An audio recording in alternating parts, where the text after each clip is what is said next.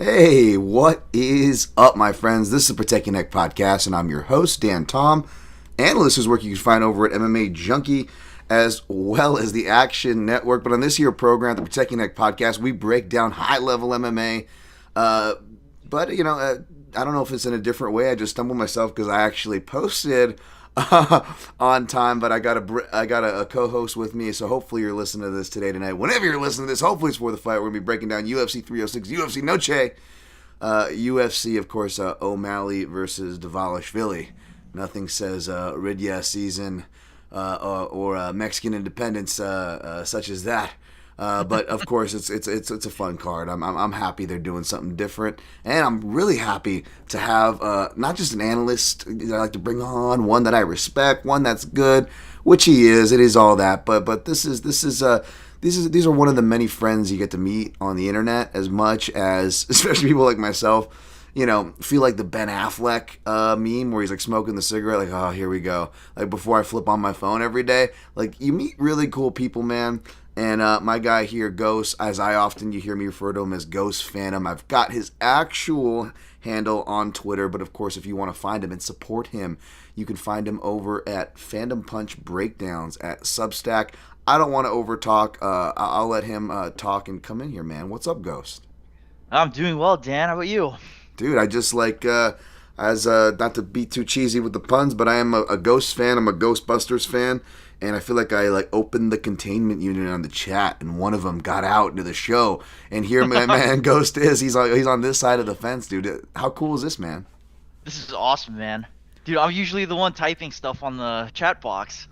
Well, we're really in luck because another dear friend of my heart, who also earns that same title, my guy Jimmy Kudo _598, who also has this invitation as well. Enforcer number 1 is here. Thankfully, he is holding it down. What's up, Jimmy, in the chat? We got Jin Karasu, Rio Sosa, and Truesdale, Matlock Fight Talk, James Kendrick, Rain Lamina. No silly pun today. Just super excited for your special guest. I mean, dude, I am too, man. I am too. This is really awesome.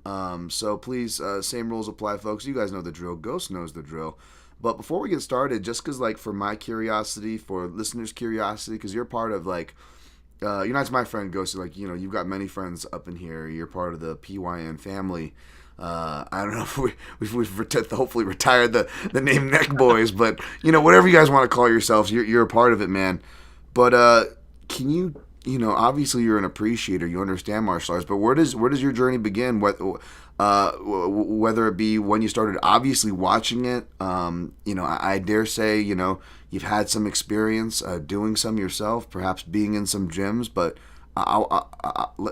please let me let you talk, man. Where does your journey and interest start?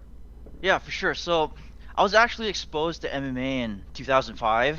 So that was about the time Fedor was on his big run, and when he was a thing.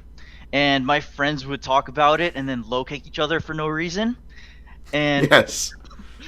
But at the time, I wasn't really interested just because of, other things. But fast forward 10 years later, I started taking up an MMA class just because of, personal issues I was having and I needed an outlet. And the instructor there asked me if I was interested in watching MMA. And he actually had me over to watch DJ versus John Dodson too.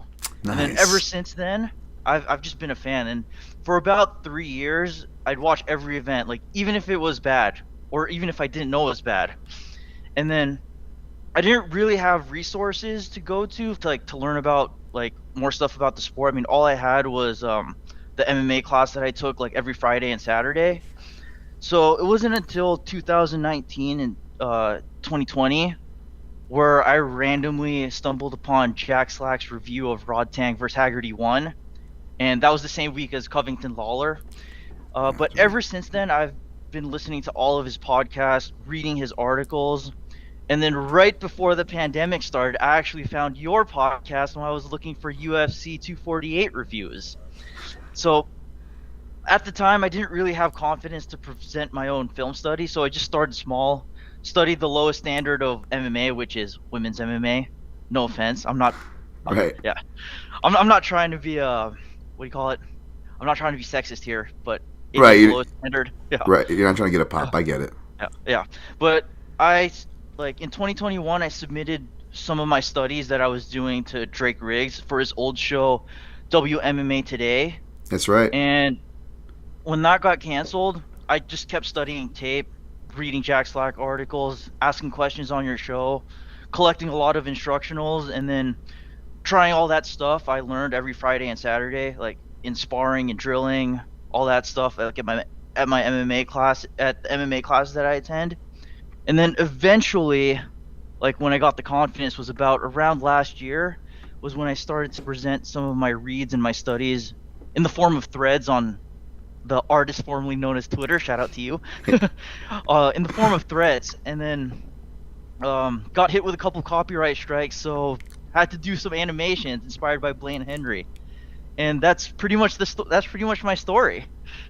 That's awesome. I just, as you're saying that, I put Matlock Fight Talk up on the screen and says, I hope Phantom only speaks in his animations. I'm glad he's not, because he's got a great voice, good mic, and he's smart. He's going to be helping fill in the blanks today.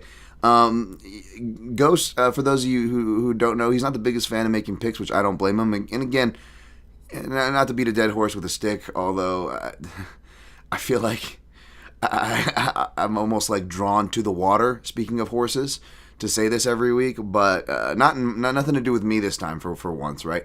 But on Ghost's behalf, because again, this applies everywhere, that analysis, picks, and plays are all three different things anyways, and I know I'm preaching to the choir with you, Ghost.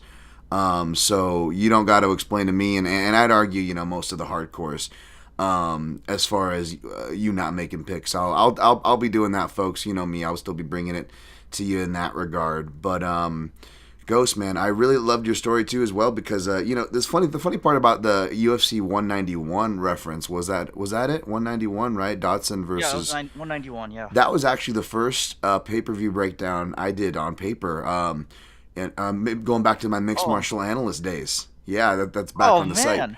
Yeah, the very first official breakdown. So I forgot my own anniversaries. I tweeted this, of course. You're always way too kind with the loves and shares, my man. So I know you saw this, but August was probably just drowning in my own tears for beers over here. Apologies for that. The funny thing is, like with the and I'm not gonna get hung up on this, but I just want to say, like, that's the funny thing. Like I said, with the haters is like, man, I agree with half of the shit you guys are saying. I don't know why they get so like upset about it and emotional. Like, relax, buddy. I agree.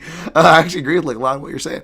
But like I forgot like August is both the anniversary for when I started Mixed Martial Analyst, and was also coincidentally, I believe, 2 years later, because it was 2017. It was the summer of McGregor Mayweather, right? Is when I started working for Junkie. So I just hit my 7-year anniversary last month with the Junkie, and 9-year doing it publicly, right? And that first card was a little bit before the one that got you kind of hooked at the new level. Was Max Holloway versus Charles Oliveira at UFC Saskatoon. So that's it's kind of crazy, the timelines there. But yeah, shouts to you guys there in the chat. Rio Susan, Truesdale, Ghost, and Dan Tom, PYN special event. Shouts to both Ghost and Dan Substack. I appreciate you guys. Thank you guys for the support. And I'm going to shout some supporters here before we get to the breakdown. I just want to finish you guys, because you guys are supporting here in the chat. If you want to support even kinder, I won't dare ask, me, I don't dare ask for anything crazy, but I don't think it's too crazy to ask to hit the like button. That'd be cool. Jin Karasu, really excited for this breakdown of high-level MMA with the two of the finest in the sport. Oh, wow. Super, super kind, you guys. Synchro Wing, hello. Is your Amazon link working at Mixed Martial Analyst, or do I have to turn off ad block to see it? Yo, it's still down. I'm bad at this. Hopefully, we'll see. We got another week off next week, folks, so maybe old Dan Tom, I don't know, I'm already booking it with like doctor's appointments to, God forbid, see what's up with my voice, the dog. You guys don't care, but you know what I'm saying? It's a week off, but I'm also busy, but I'm gonna try, okay? But yeah, I gotta see what's up. They changed it, and they gave me like crappy answers the last time I tried, but I want to just see if they have like some kind of general link. They try to make it like, oh, you gotta click on this special thing, or for a deal, or only for these things, and I'm like, can I just get like a David Carradine special link, or I know you guys miss those shouts, don't you? So yeah, if you want to support that way, I'm not sure on it. link I think still does work, and I actually do need to go buy some stuff from them, like this, because I like their protein a lot, so I'm actually going to use it myself. MixedMartialAnalyst.com hosts this year program. You can support, of course. They mentioned the Substack, so Ghost, yours is Phantom Punch Breakdowns with the S at the end, right? Mm-hmm. Yes. All right. Well worth the support there, folks. And if you want to support me, it's Dan Tom MMA, and just to get this stuff out of the way, folks, and to clean up because I missed it. Again, like maybe I'm wallowing in my tears for beers here, just getting the American history, old Dan Tom's in the American History X shower room as far as the betting portion of my job goes, right? Wow, visual Dan. But like you tend to forget things in said environment, and like we'll talk about like I thought my accounts were way worse than it was, just because I'm just, again, getting pounded in the, in the analogy of the American History X showers here. So we'll get to the silver lining as far as I got more for you guys than what I thought I was going to have as far as picks and plays. Even as far as analysis goes, doing better than that. But as well as forgetting about, anniversaries like we already covered. I forgot, we got some new members to the Dan Clan. So I want to just shout everybody in there. Real quick. And by the way, if you guys ever have to like, even if you just like sign up for one of the things for like a month or whatever, and then unsubscribe, like don't even worry about it. Like times are tough. Like I get it. I've had to do that. If that's one of the reasons too. Like I'm like I'm kind of I'm not a good person. I'm not like anything special. I'm not trying to come off moralistic, but I do like to think that like when I eat, my friends eat. I've always kind of had that attitude, and if it was up to me, I would be like trying to support everybody's. But at the same time, I can't, so I understand if you guys can't. Like honestly, like even just consider it a 1 month donation. If you try it out for a month and you don't like it, like no hard feelings. Fucking you guys have already with that supported way more than I could ask. You're already super cool in my book forever. You ever see me at a show, I'll buy you a beer, kind of a deal. So let me at least make sure I'm at least giving you guys due before whether people leave, or in this case, we actually had new people subscribe to the Dan Clan, of course, at Dan Tom MMA on the YouTube, where we're streaming live now. You get access to bonus videos. We've done some bonus top fives already. And I'll eventually make these things free, after some time, but you guys obviously get the first access. And you get full access and live access to the post shows I do with Fenyo. I'm going to have my man Dan Albert. We're going to have a little bit of a three-way action, not the fake three-way where it was like double me on Fenyo in the beginning. That sounds really bad. We had some technical difficulties on the last show, folks, basically. We're actually going to have three guest slots. So I'm bringing you a bunch of analysts this week. Again, folks, back to actually credit to my haters. Like, I would rather hear less of me too, so I'm going to be bringing on amazing guests, starting with my guy Ghost, who has been so patiently waiting for me to finish these shouts so we can get to this breakdown, as you guys are. Let me just shout the new members. Where's the members? What's going on? I said, hey, what's going on? Wow, Dan. Is it there? I think it's there. Yeah. Okay. It's cool too. The Dan Clan, you get like the different badges. You start off with Donnie Clifton, then you get to be like Neo from the Matrix. So we got Beaver14 who joined a bit ago. Shout out Beaver. I appreciate you. Sorry for not taking this long to shout you out. Jeez. We got Sam K. I want to make sure that like I say enough to. You know who you are, but not enough to, if you got a creepy stalker, they can, mail you some, unflattering pics. Speaking of Dan Albert, he joined the Dan Clan. That's not why he's coming on the show. That's not why Ghost is on the show, by the way. Again, you guys don't have to do it, but just to see the homies supporting means so much. Thank you, Dan Albert. We got, of course, these are more old school members. Wow, who are they at right now? What? Oh, Nate Diaz, motherfucker. Oh, wow, I got some Nate Diaz level fucking badges. So you graduate, you go from Donnie Clifton, character related to me, may or may not be. Then you go to Neo from the Matrix, and then you go, I think the next tier, after like 3 months, is like Nate Diaz. Nate Diaz, motherfucker. Oh, Whoa. wow. Whoa, why is Whoa. that speaking to me? That was creepy. All right, my phone just started speaking live from the thing. That is you die. Okay, but yeah, Pert Bird, Stitch Face, Nerdista, Dan S, Pascal R, Anthony C, Tony C. Appreciate you guys. All right, I wanted to get that out of the way, folks. Was bad about those. We got the intro. Let's see the time. Let's get rolling. It's UFC Noche at the Sphere. I didn't realize, by the way, this will be a good intro as we get to the breakdown and pull things up. Synchro Wing getting some hang time on the chat because I'm sleeping over here. Ghost revealed to me at the 11th hour that he actually went to go see the same show, the Aronofsky Postcard to Earth, in April of this year. Of course, I was supposed to get a review that I kept teasing you guys. Sorry. Yeah, Dan Tom, maybe you should go to the doctor, you dummy. But like, yeah, I like I said on my Twitter tweet, it was probably just gonna be, you know, TLDR. Take something like Super Mario would and go enjoy yourself. Basically, wink, wink, nudge, nudge, with the knocked up Circus du Soleil mushroom scene from Knocked Up going on. But tell me what you thought of the venue, what you thought of the show, Ghost. So when I got there, the first thing that was on my mind is, how is the UFC gonna pull this off?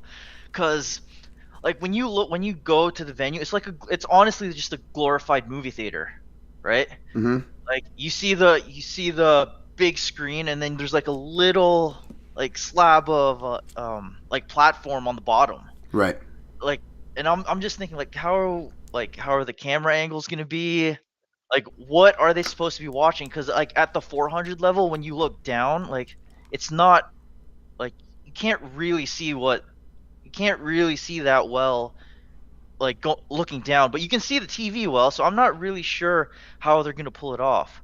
But the production, like when they did Postcard to Earth, that was incredible. Nice. Yeah. I liked it too. I wasn't too far away. For me, it was shelling out for good tickets, but I was probably like toward the bottom of like 3, the 300, whatever that is, right? Which again, it seems like the second floor, because I knew there was VIP kind of like boxes, and maybe that's represented as the floor seats they're selling down there. Which, not that it would justify the 10 grand price tags, by the way, for those bottom seats, but I almost didn't see seats down there, and I didn't see a lot. I just saw the big blowers, right?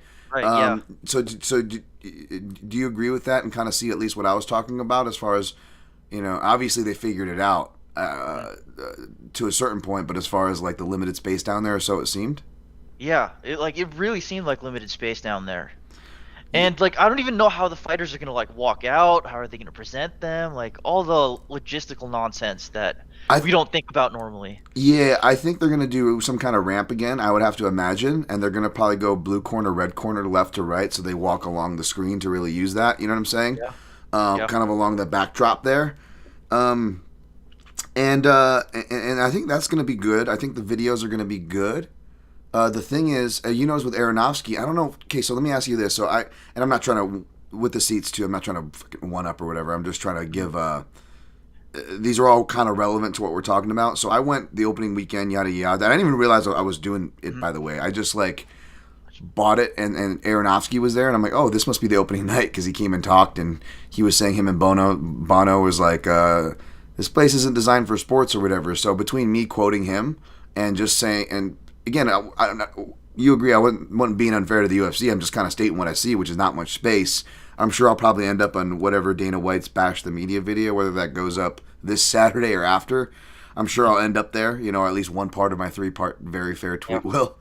But yeah, like I think that's all going to be great. But like I only bring up the date I went, and because one. Again, Aronofsky's a guy who's one of the best filmmakers, regardless of what you think of his movies. He's done like Requiem for a Dream, The Fountain, Pi, right? These movies, kind of movies. Award-winning guy, he got the launch, and I imagine they get better and a better handle as it goes on. But he was like, "This is like learning how to fly a plane while you're in the air and the plane is still being built." And some of the stuff looked like the 18K or whatever they were advertising, right? Like really crazy. and other stuff. And again, this may or may not have been the the question box Super Mario stuff that may or may not have partaken in. But no, there was like some clear like quality differences where I'm like, I was forgiving. I was very forgiving of it. I wasn't like turned off or like I'm not shitting on it. But it's to the point of what he was saying. It's so new that even this filmmaker was having trouble getting that continuity. Did you notice continuity issues by the time April came around with that show? Yeah, I did too. Cause like there's like when he's showing the movie, there's like a lot of empty space like around the footage too. Like, did you notice that? Yeah. Yeah. So some of the stuff was really effective, right, and some of it not so effective, right? Right. Yeah. Exactly. And you could tell they tried to make it like the horses running to you was cool, like sound wise. But it wasn't as good as like the immersive, weather balloon stuff, or in the inside the kind of like Middle Eastern looking temples sceneries, or the spider jumping at you. Yeah. And everyone's talking about fighting it. You're like listening to people or watching the timeline. Everyone's like, oh, could it be like in different worlds, like like it's Mortal Kombat or something, like and Jax uppercuts you to a new level, and they're just going to change the scenery. I don't think they're going to do it. I mean, I would love to be wrong about that, obviously, folks, but I don't think they're going to be doing any of that. But jumping off, and we'll get to the breakdown here, just the last of the spear talk. But jumping off that, even though I think the videos and stuff in between are going to be cool, A, I don't know how much of that's going to translate to us at home, and B, even though these sound like really good filmmakers and the appropriate filmmakers too, you got a lot of Latin, Mexican filmmakers, it sounds like. So that's all great, right? It's all gravy. But again, if Aronofsky, over all this time, is having trouble getting continuity, how are these directors they just randomly hired, and I'm sure they're really good directors, right, for what they do, right, and I'm sure they have cool ideas, and I'm stoked, and I'm wishing it the best, but you get the point I'm making here. I wonder if it's gonna look the same, or maybe, I don't want to say worse isn't a bad thing, but you know what I'm saying? Mm-hmm. Yeah, so Jack Slack actually mentioned this on his Patreon. He said that like, how is this going to be different, like how is this going to be different at home? Like, am I going to be saying after the show, like, wow, I wish I was there? Or, like, how's the experience going to be at home versus the one at the Sphere? Shout out to Jack Slack, by the way. He's awesome. But that's absolutely a great point, because I think we will want to have been there, because that's going to be it's human nature. It's FOMO, right? Right. And then they're going to be, whether it's delivering or not, of course, they're going to be over delivering it and like, Dana is fucking Jesus. He is brought the Messiah. Like, you know what I'm saying? Like, no matter what happens, like, it could be like a hobo just shitting himself and doing the helicopter. Like, Dana's a fucking Jesus. Like, that'd be crazy.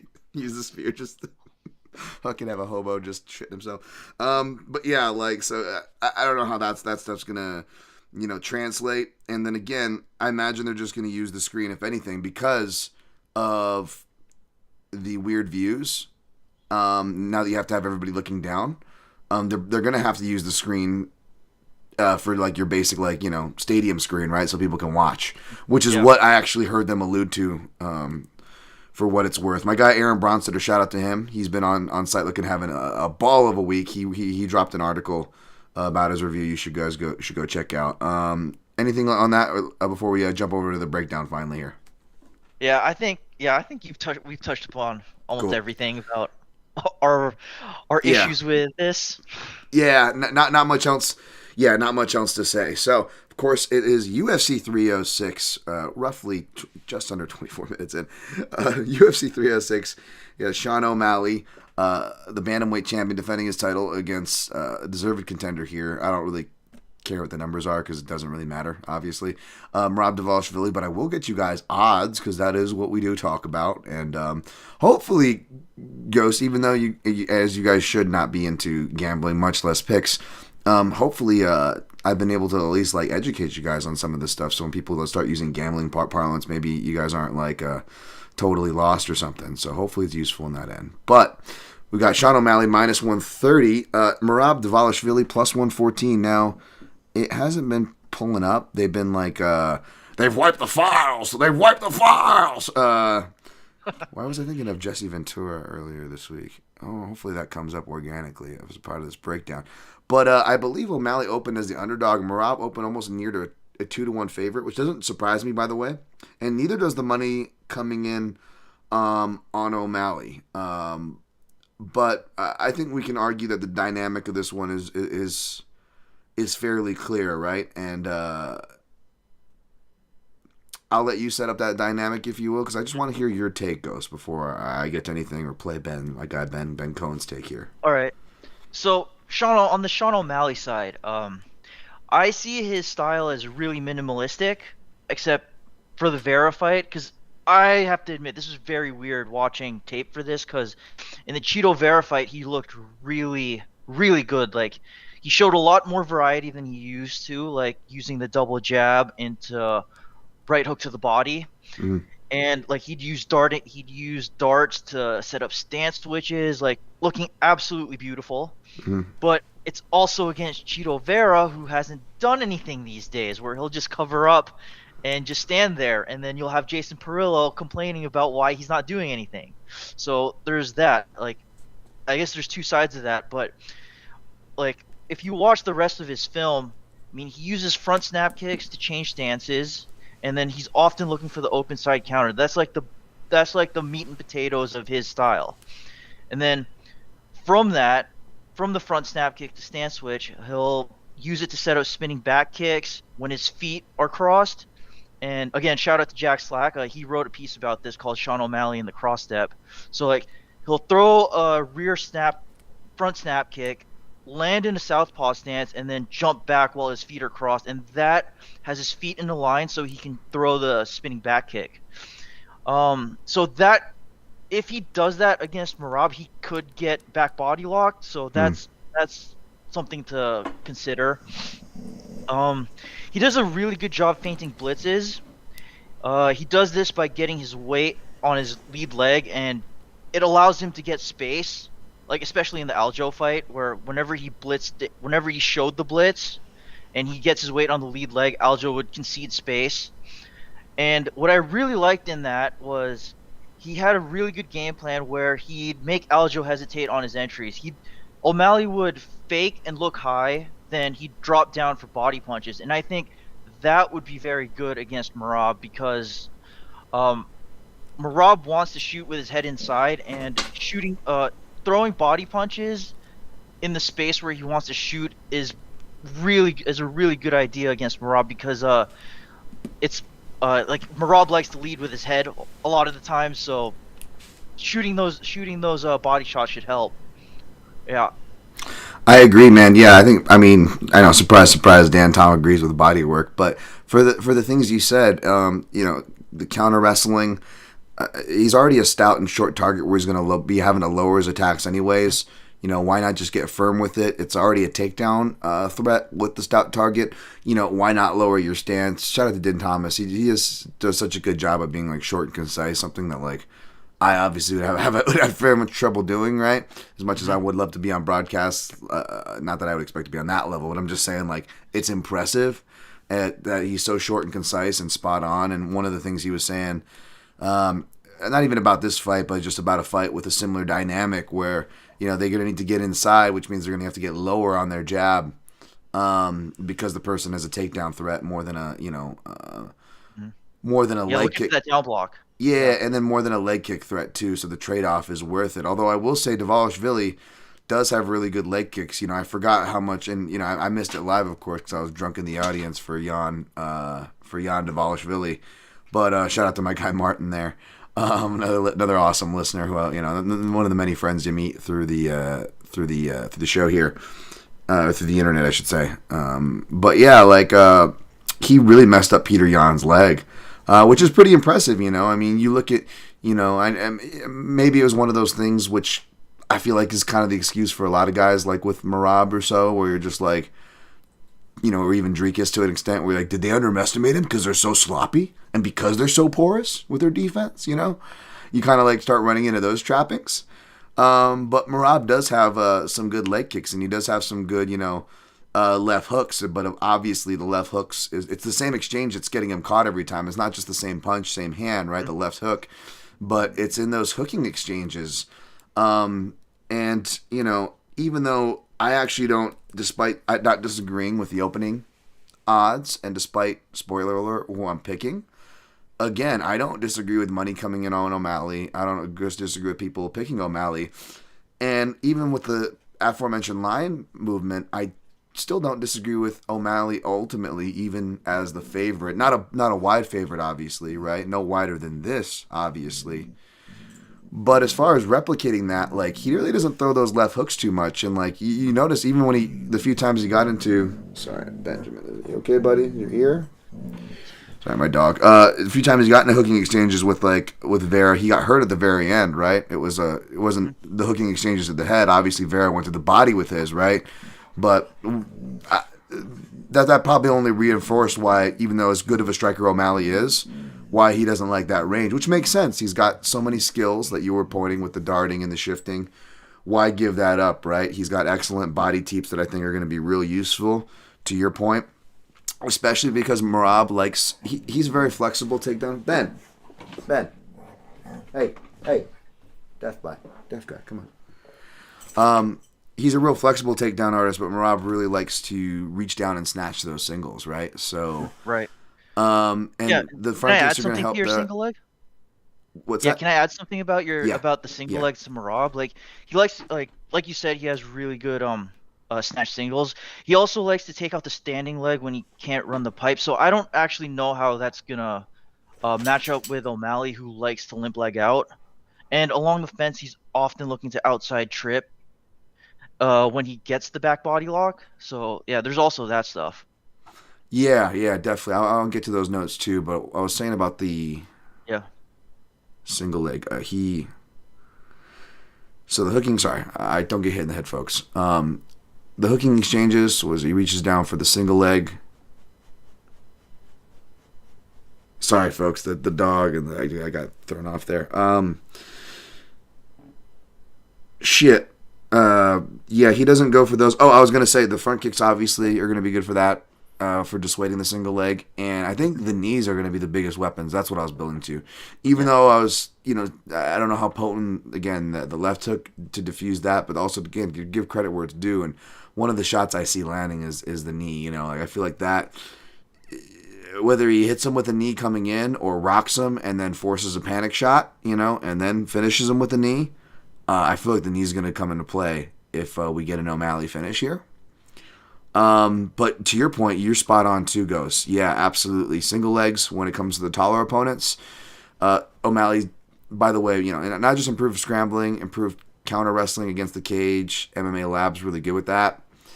And yeah, the singles are going to be really tough, not just for that style, but in general because it's more leg to maneuver. It's more distance from the ground to clear, longer distance to sweep to the inside of the leg. When you even get like a real high crotch and kind of almost dump, they're so tall that before you're even elevating their posting leg, someone like O'Malley's already going to be posting with his arm, right? Kind of a deal. You see that oftentimes, right? And you'll hear DC saying, look, they're like a table, the tall guys. You can't take them down to like a table. And you got to double. And I know Cejudo's, I don't want to do the classic fight analyst, when somebody just, they go 0.1 down the meter and we're like, he's washed, right? We kind of do again, we're just as bad in a lot of ways. We have our own ways. Maybe not just as bad, I wouldn't say that, but we have our own traits that are like the MMA gambling Twitter side too, folks, okay? But yeah, so I don't want to do that too much, but he did double leg Cejudo for what it's worth. And again, Cejudo is tinier, but again, stature-wise, and not even mentioning his obvious accolades, you could argue that's more impressive, right? But at the end of the day, we haven't seen Merab really against like 5'8" or 5'9" guys, much less a 5'11", which I believe what O'Malley's at, right? So that's ultimately a huge X factor. But again, Merab can hit those doubles. Merab does have some trips that could work at least for like getting to the back. Like he might not be able to do. Unless he gets like a clean inside trip Cejudo style, I could see him really just doing his, where he does the outside reap of the leg to kind of shuck by from the body lock to get to his kind of his wash and spin cycle, so to speak. Not as controlling and not of a dedicated cycle like someone like a Sean Brady. Obviously, Merab allows for he strikes in transition is getting better about that.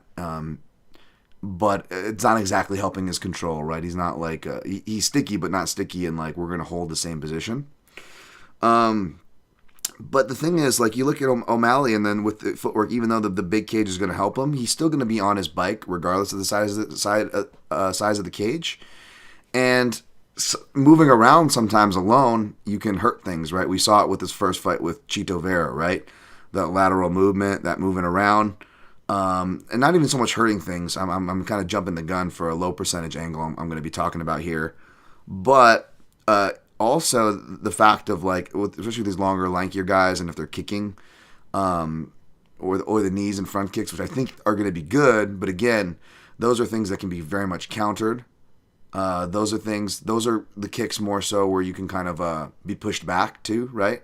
Or taken down off of as well. So there's going to be a lot of opportunities to be countered or to stumble, right? And in the stumbles and the scrambles, like I wrote, like I put even though, by the way, I'm not super, it's probably my least confident play, and the way I have the play set up is to where hopefully I know how it usually goes, but I'm trying to be positive here, folks. Believe it or not, as I feel like I'm saying this week in and week out, but I just get blanketed as being like 100% negative, Nancy. But I'm trying to be positive here, and the way I have it set up, folks, which we'll get to, because I actually have like pretty much the full slate for you guys, by the way, today. We'll have it here. Is that hopefully I don't need the main event, but just even in the round robin, when I say my fluid thoughts, by the way, thank you, Ghost, for the kind words you said earlier about that on Substack.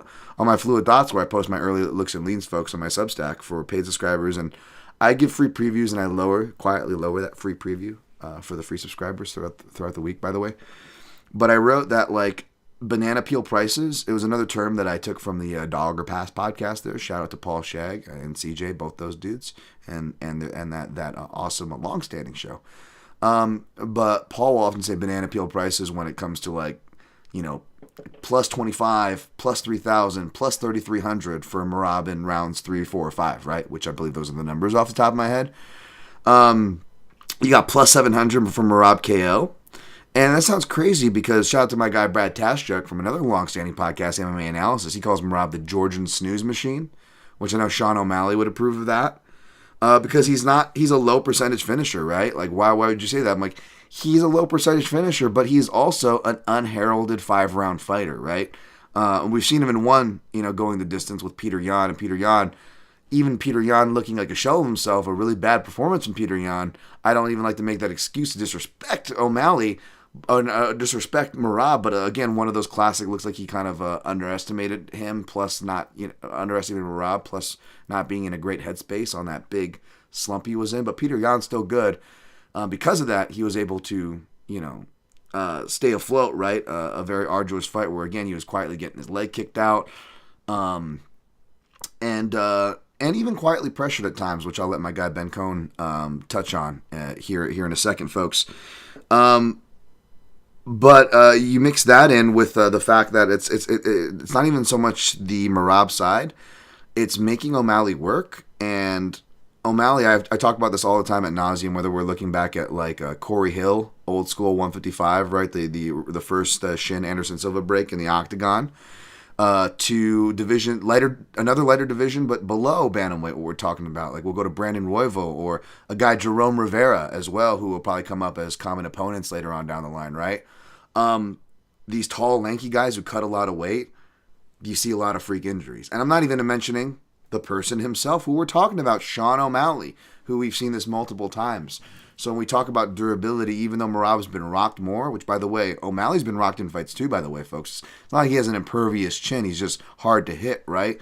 But when I say durability, I'm not even talking about the chin. I'm talking about that physical durability, that staying power, right?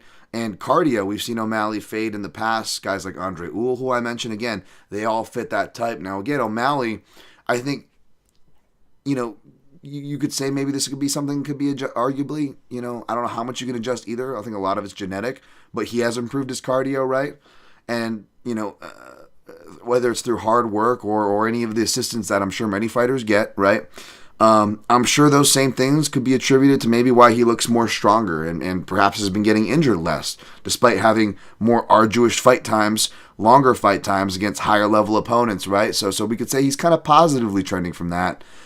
But how much of that is still there, especially even though he's not in his early 30s, which is the warning zone where I really fade this dynamic, folks, right? He's 29, but he's only 29, but again, he is getting older, and this is something that he's long had, right? So whether we're talking about durability, cardio, and then there's mentality where this guy seems super sharp. Again, I'm not an O'Malley hater, folks. I've defended his skills plenty of times. I picked him to beat Vera the first time by decision, was proven right with that read the second fight, right? Saying how the big octagon is going to be helpful for his footwork, and you're seeing all these talking points said. So I've been on that train. You know, I'm not denying O'Malley. He's high level, high caliber. But we got to pick winners here. And, you know, there is this thing, before I get to Ben, and I will wrap this up here, but Ghost, please weigh in here to shut me up, and I'm genuinely curious of your opinion. There's also that thing where, like, not just like the Izzy, where they can go from their great performance to, like, a lackluster performance, and maybe it is just a styles matchup, right? Even though I feel like Umar Nurmagomedov, probably on paper, is probably Sean O'Malley, one of his tougher fights, right? And Merab could be right up there as well, right? But I would probably have Merab just a little bit lower. Again, I'm not like, oh, Merab all day here, folks. Like, it's not that, believe me. Like, there's problems with the footwork that my guy Ben Cohn's going to talk about here in a second. But but what I wanted to, I guess, just ask your opinion on, but is not just there's that, but there's also that thing where, like, I'm trying to think of it, where we're like, oh, stop doubting me. I'm not that guy anymore. I'm not that guy anymore. Maybe even like, I don't even know if I dare say guys who are awesome we love, like Dustin Poirier even has been guilty of this, right? When they fought the Khabibs or whatever, or the Islams, right? Where you're just like, oh, wait, like Dustin learned how to navigate into the five, because he had cardio issues, right? And then now all of a sudden, then he became like the 5-round warlord, right? Like the Robbie Lawler of his division almost, you know, without taking the rounds off, right? But then when it came to certain style matches, you're like, oh, wait, that... And not that guy's still in there, because Dustin is not a quitter or anything like that. That's not what I'm saying, right? But you're like, oh, that problem is still there, right? And sometimes you do see, like, some people, like, you know, mentally give away too, right? I'm not saying Dustin, but I'm just saying... And you, even at the championship level, where, like, you haven't seen that guy in years, and then a matchup comes along, and you see it again. Do you know what I'm talking about, Ghost? Does it make sense? Yeah, I think it makes sense. But to be fair, we haven't really seen Merab or O'Malley fight opponents like of this style, of the style that they're going up against this week. Just like... Yeah, just one last thing, because that I'm referencing, though, is, and it wasn't necessarily the style, although it was a grueling fight, and it was an amateur fight, and it was forever ago, and I know that's dangerous, but there's a fight early in O'Malley's career, I don't know if you guys can still find it, and I saw it, and it was just this thing. I could see why people were fading him, especially in the beginning of his UFC career, because not just you see him fade, but even before that, there's this amateur fight, and you just see him like mentally check out and quit. And you know me, I don't even like to say that. I rarely say that, right? But it was one of those performances where you're like, oh yeah, it would be the internet guy saying he quit would actually be very justified. Mm-hmm. And that's what I'm guessing we're referring to here as well, Ghost. I've always had that image in the back, even though again I've defended O'Malley. I've also, if I'm being honest, I've also had that in the back of my head and wonder once we see him in an arduous matchup, right? Do we see that again? I think that's totally fair, because as much as we talk about O'Malley's technical brilliance, just the fact that Merab can move forward, eat shots, that could prevent O'Malley from just kicking, and that could be a huge problem for him. And like you said, it could fold him under the pressure, but again, I'm not really sure what could happen. I'm not really sure how that's going to play out, because if Merab really pressures him and he's forcing O'Malley to kick on the back foot, that could be really disastrous for O'Malley. Right. Yeah, no, absolutely. And I know people want to say that I don't like Merab's trends either, as far as like fighting off the back foot. And yeah, he's not like the best pressure fighter, or you know, or a reliable pressure fighter, which is weird to say because he's reliable in every other aspect and will pressure when he gets a chance. And I don't want to take any of Ben's answers, but I'm going to add some context to his thing here. But I'm going to play his, and then we'll get on and try to get through the rest of this a little faster. Sound good? Here's Ben Cohn, though. At BJJ Oversimplified, he's been a guest on here before. Marcelo Garcia, Jiu-Jitsu brown belt. This guy's fought MMA as well. Good dude. Let's see if we can. Let's see if hopefully I don't fuck this up. He's by the way, I had to screen record his thing because I couldn't let me download the file. Ben, if you're listening, so I had to grab an image of you, but all you had, Ben, was videos of you on your Instagram. So I just took one of you because you're handsome, and I wish I could look this sexy in general, much less eating chicken like you do, Ben. But there's one Ben getting down on some chicken, so it's kind of comical. Hopefully Ben doesn't take it the wrong way because he's handsome as fuck, and what he says is more important here. So here's Ben on the matchup. There we go. Hey Dan, thank you so much for letting me hijack the show for a few minutes. I really do appreciate it. Hopefully I won't repeat any of the talking points that you guys have already made, but I just think I have a few things I'd like to talk about, and hopefully can give some insight and perspective onto how this fight might go down. So when we're talking about Merab Dvalishvili and Sean O'Malley and the dynamics at play here, we kind of already know that there's really only two outcomes that most of us are expecting to happen.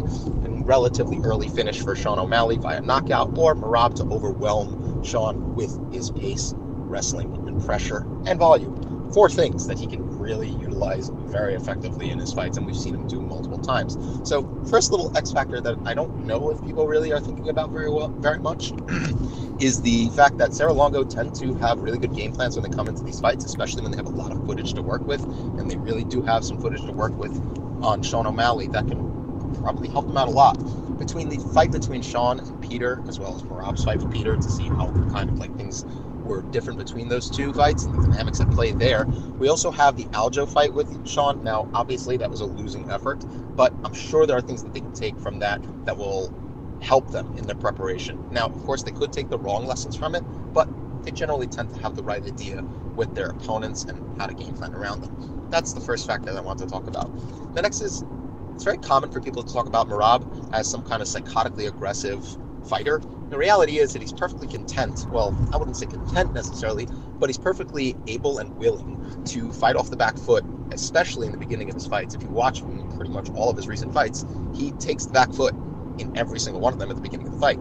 Now, the length of time that he spends on the back foot will vary based on opponents and what his opponent gives him in those fights, but he's not necessarily the most nuanced or efficient pressure fighter, but using his pace and volume to overwhelm people and force the issue. One of the ways he does that without necessarily having to work hard to get that range and timing is he allows his opponents to come towards him and give him the opportunity to start engaging in the wrestling.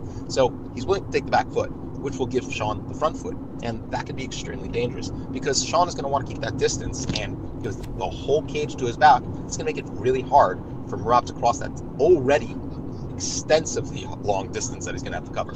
So it's just a factor that I think is really important, is that Merab's tendency to go on the back foot could backfire on him here. Now, obviously Sean has to keep his footing and not overextend, but if he can, this will be a really interesting dynamic where we'll see Sean pull out a pressure performance and pushing and keeping Merab on the back foot. Now, on the flip side, Sean is perfectly willing to concede space if it allows him to maintain the range he wants to work at. We saw that in the fight with Aljo, where he was willing to back up toward the fence, work really hard to get off of the fence, and maintain that range and distance that he needs to in order to be able to land. And as we saw, it was extremely successful. But with Peter Yan, he backed up pretty much straight to the fence and conceded that range with the pressure of Peter Yan. Will Merab take from that he needs to move forward almost immediately? Well, when we look at the fight with Peter Yan, he did back up just like he does in almost every single one of his fights, but he didn't stay there. As soon as he got the opportunity to start pushing Peter Yan back, he took it.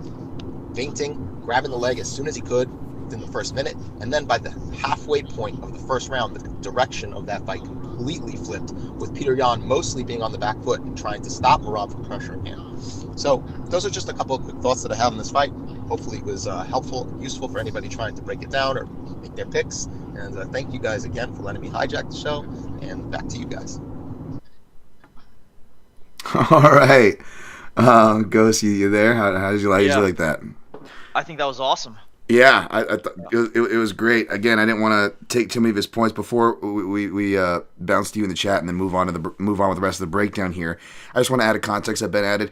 Obviously, when he said that Rob fights off the back foot, he's not saying he's a good back foot fighter by any means. He's just saying that's kind of what he does, and kind of what he said with the Jan fight. Basically, just he's not saying that he's a good pressure fighter either. Ben is, but he is saying that he will do it when it's there, and within the first half of the first round, I believe Ben cited, you already saw the dynamic flip. So as uncomfortable as it makes us analysts seeing him on the back foot, again, there's some middle ground to that view. But anything to say before we push on to the chat and get on out of here for this from this matchup? Yeah. So I think Ben was spot on because in the in the Cejudo fight, mostly on the first round, he fought that a lot on the back foot. And I think an interesting dynamic in this fight that we haven't really mentioned is the wrestling along the fence. Mm-hmm. So, O'Malley, he's going to be looking for switches and arm drags to disengage. And when O'Malley gets taken down, he uses a lot of the threat of the scissor sweep to get to turtle. Mm-hmm. And he does he does a really good job countering the back body lock. You can see that in the Peter Yan fight. He'll use his hand to monitor the near side knee, and then when his opponent tries to release the hands to change positions, he'll either look for a cross grip, and then try to disengage, or he'll get the arm drag off the fence, and if he can't get that, he'll use that space to dig an underhook in order to turn his opponent.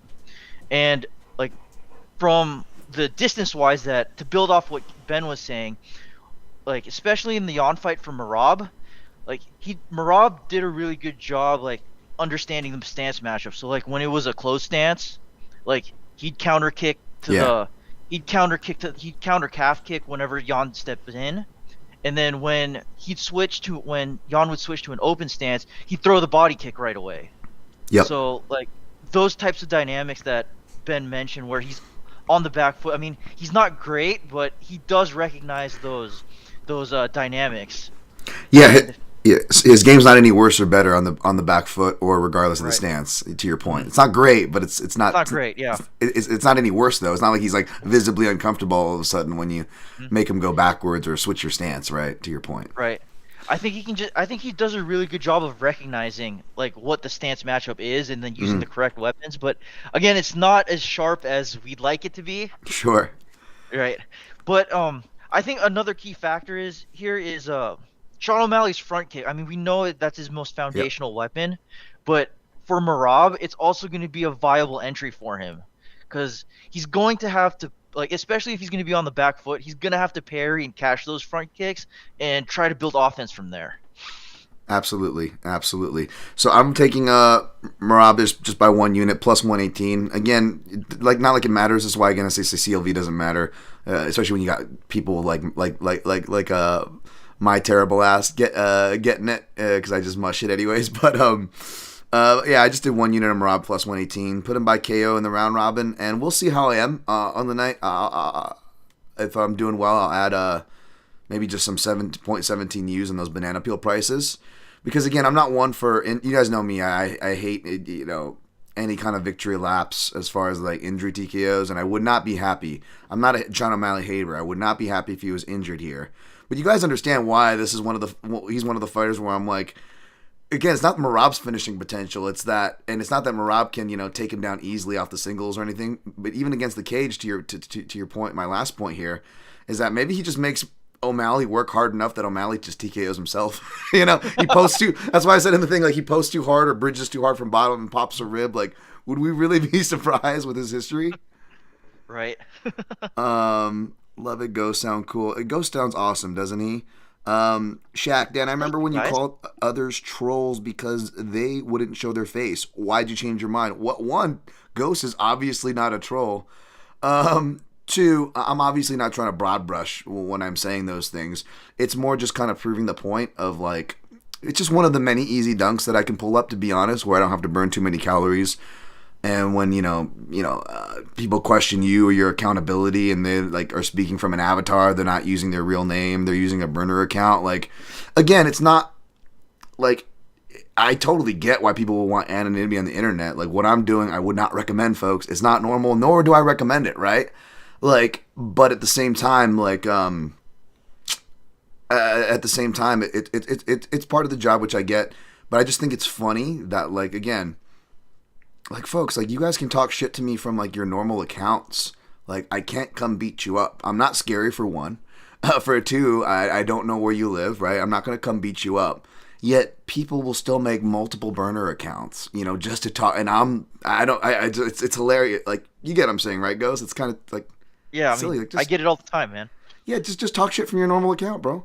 Like, what's the matter? I get it. Like, a lot of the stuff, you know, I get, and you sadly have gotten to is racist stuff. So maybe they don't want that tied to them. Maybe that makes sense. But yeah, so that's the obvious difference there, Shaq. CH, I think there is a separate set of cameras to feed in real time.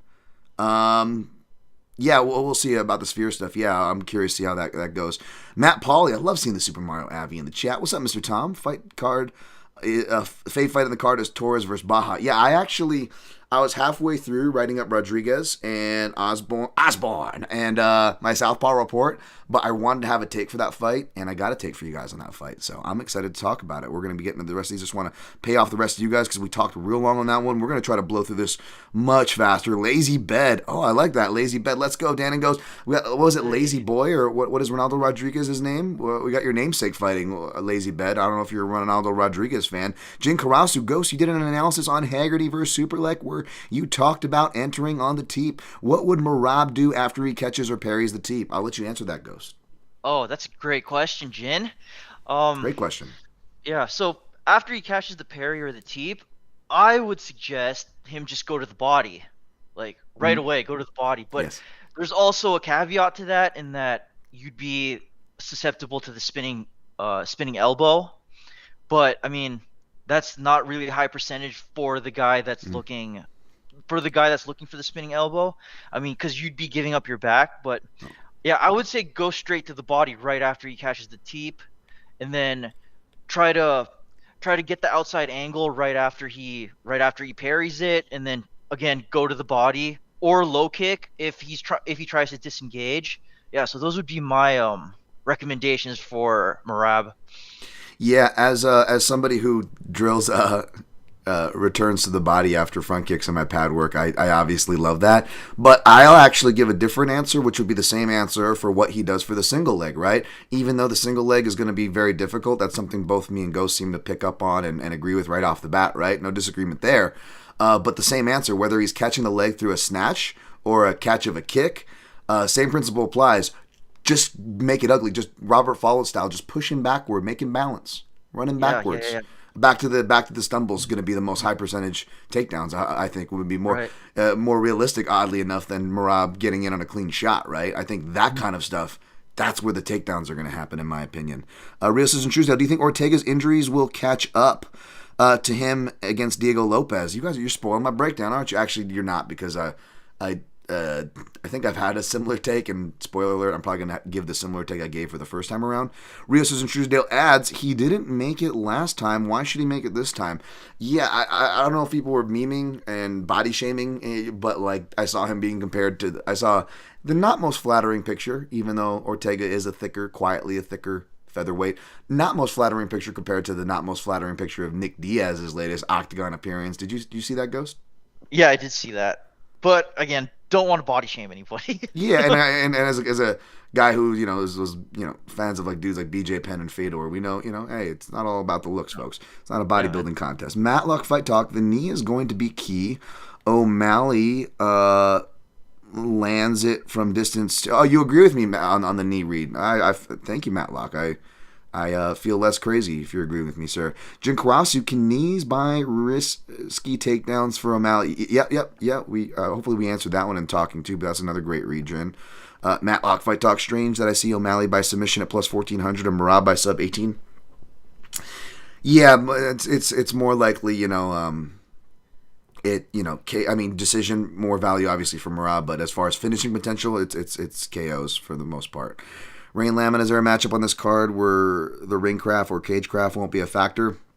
I think most of them will be. We'll talk about that, though. Matlock fights. Marab, excellent as fuck at catching knees and kicks too. Yep. Chris London. Hey, what's up, Chris London? Hey, y'all. Great Thursday. Dan, Tom, love, and then Trump highlights and 9/11 conspiracy videos. That's right. Trump's a fan of Noche. I don't know if he's a fan of Noche. I wouldn't venture to say that, actually. Jin Karasu, we can't hear. You couldn't hear Ben's thing? Oh no, you can't hear now. Oh. This was a fantastic analysis in one show. Were you guys not able to hear the Ben thing? Oh, that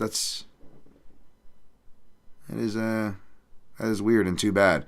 Well, I think we kind of touched on Ben, so hopefully, that wasn't too much of an empty listen for you guys. But shout out to Ben. He says he can hear now. Okay. So okay. yeah. I think it was just the first few seconds.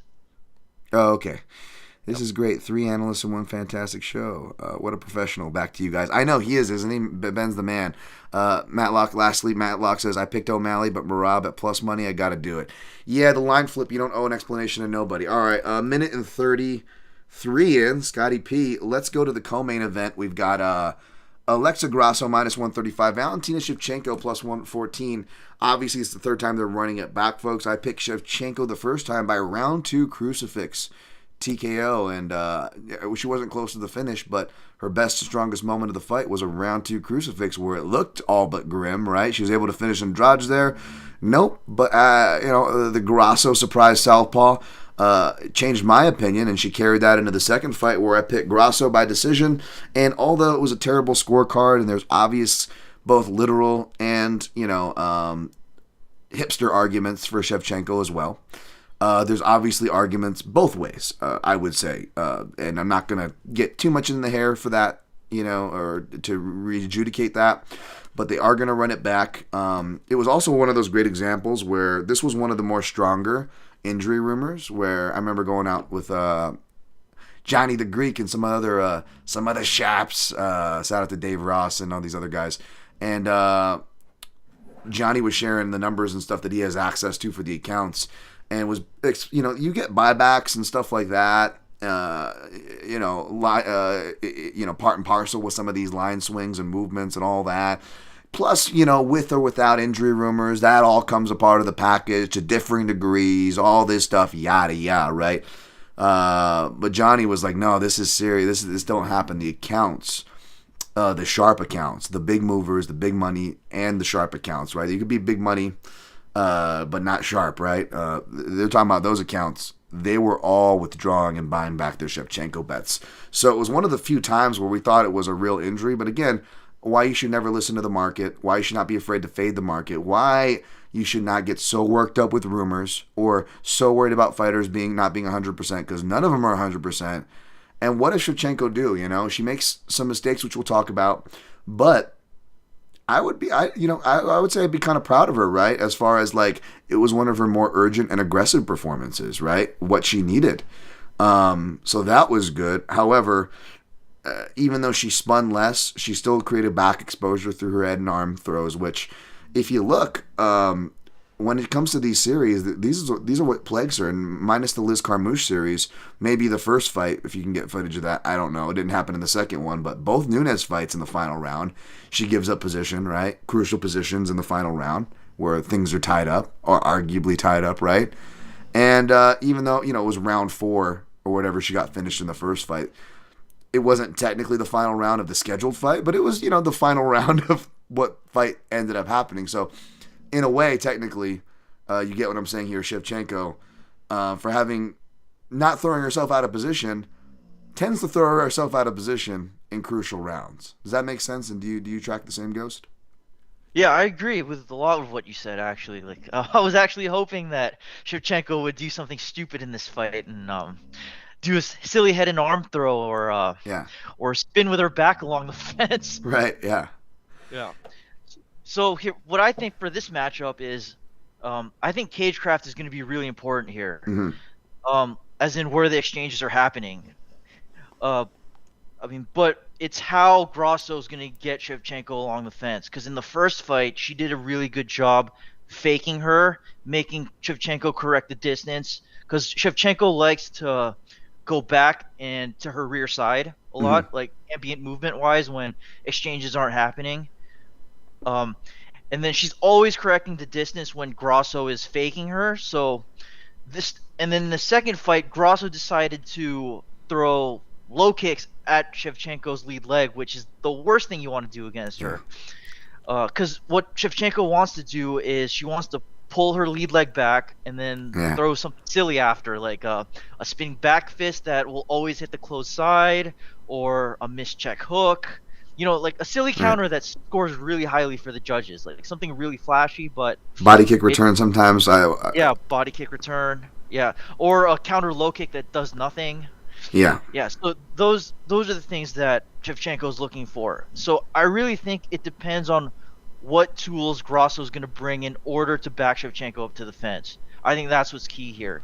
And then good note. I think in the same Grasso has a weird habit that I've noticed with both Loopy and Irene Aldana, is that they'll walk forward with a high guard, and they don't do a good job controlling the jabbing line. So either that's slipping or using their rear hand to control the jabbing line, like they'll just walk forward with their high guard. And what Valentina did a good job in both the fights was that she'd skewer Grasso every time she stepped forward with a jab. And I think that's going to be important here too. Yes. Yeah, Valentina's lead hand, I didn't realize, how quietly that theme carried over, because you're so, enamored with the Grasso southpaw switch. She's never really done that to that degree in her career in the first fight. But Valentina plants some seeds there, and she's really finding her lead hand, and that's going to be in the southpaw report you guys are going to see. And once she finds her lead hand with the jab, she starts finding a little more of her classic 3-2s, right? Which is what she likes to, the pot shot coming off. She'll do that off the counter sometimes too, to Ghost's point.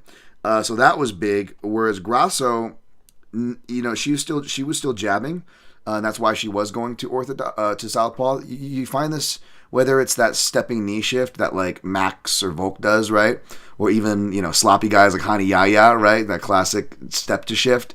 Some fighters will just straight up shift their stance to southpaw, because they feel like then they can jab and do stuff like that. And I feel like that's what Grasso has, except they both have that weird feeling that I always talk about, where you have a weird potent lane for left crosses. You feel super vulnerable throwing it. It's so weird. But they're super potent, and like even good fighters get hit with it. Like how did you not see that coming? You're a really good defensive fighter. But it's that blind spot. Again, shout out to the southpaw killer, Connor Rebush. Thank you for shouting me out all the time on that reference as well, Ghost. I appreciate. But got to shout my guy Connor there. But that's where that comes from. And another fighter down this also does that as well, who we'll talk about here.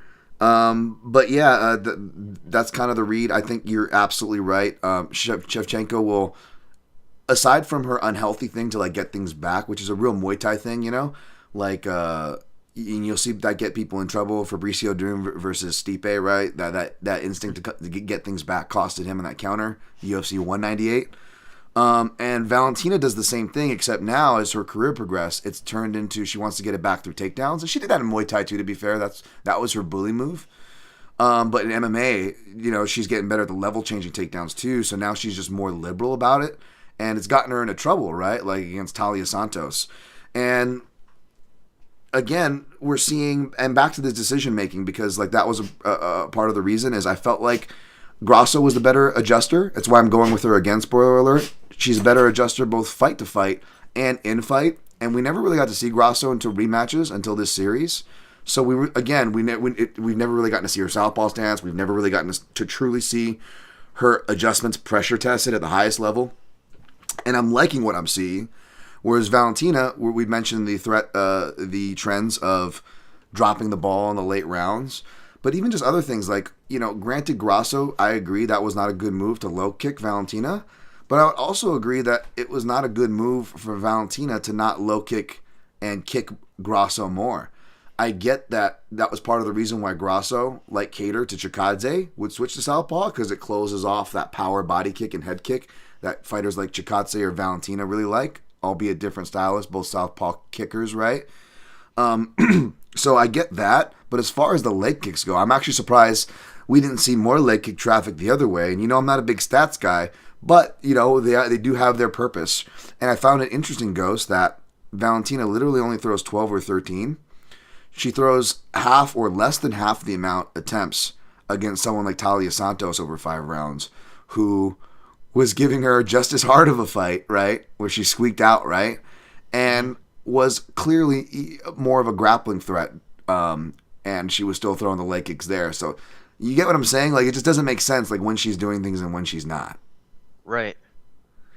Yeah, for the leg kicks part, like, I think it's because it just doesn't do that. Like, it's just there to, like, point score. It's not there to, like, actually do damage or, like, debase the opponent. Because when you notice when she does her leg pull into counter low kick, it's just like a slappy low kick. Like, it's not anything like it's not anything where she's timing the step forward and then she's suddenly debasing the opponent, or the opponent stepping out and then she's hitting the low kick as the opponent's taking weight off that lead foot. So I think there's that to consider when we're talking about Shevchenko's low kick, that it's just there to be flashy for the judges, not really anything to do damage with. Yeah, she's never really been too big on it before. That is, to be fair. But yeah, as far as again, if we're looking for adjustments, what she's doing and not, she's not offering much on the adjustment. And James Kendrick is Valisor loser. Lazy Bed says, I'd say she certainly seems like a dismissive loser, but that might just be a sign of an expectant winner. Very fair comment, Lazy Bed, by the way. But to James Kendrick's point and why I picked against her, she was kind of showing those Rousey-like emotions, which is always kind of a flag. So yeah, we had this fight that opened at a pick'em, and a little bit of money to trickle in on Grasso. I ended up firing on Grasso at 1.38 for a unit. And since that, but not to be dismissive of Shevchenko's chance, and because I see this being just a competitive decision again, and I actually wouldn't be, even though Shevchenko proved me wrong and was more urgent last time out, I actually wouldn't be surprised if we get like a conservative, boring fight, to be honest. I don't want to say that. But I did put Grasso-Shevchenko over in a 2-leg parlay for plus money. And for the round robin, I have Grasso-Valentina by split. So if Val wins, it's probably going to be by decision, and hopefully it's by split. And then, if not, in a perfect world, maybe we get Grasso by split, and all 3 things hit, right? We'll see. That would be amazing, my man. Yeah. Yeah. And then hopefully we see Valentina do something stupid, then blame racial bias, ask for neutral ground on her home country of Kyrgyzstan, where the judges will be completely fair. Yes. Shout out to Heavy Hands. That's great. That's great. Yeah. Yes. Let's make it happen. Anything else to say about this fight, Ghost? No, I think we've covered pretty much everything. I mean, okay. I'm at the risk of missing some of what you're gonna say, which is gonna suck because I'm really curious. But I got to use the little boys' room, and I got a co-host, so I'm gonna introduce Ortega. Plus 160, Brian Ortega versus Diego Lopes, minus 192. Can you introduce this fight, and maybe don't be afraid to take your time, Ghost. I'll be right back. Yeah, for sure. All right. Brian Ortega, really tough, has decent power in his striking with an amazing ground game. But as we all know, he has a massive hole in his game in that he can't connect the two together with his mediocre wrestling. Against Yair, he was able to hit a broomstick takedown, and some of the wrestling he did was okay, but it's also Yair Rodriguez, so I don't really know how much stock to put into that.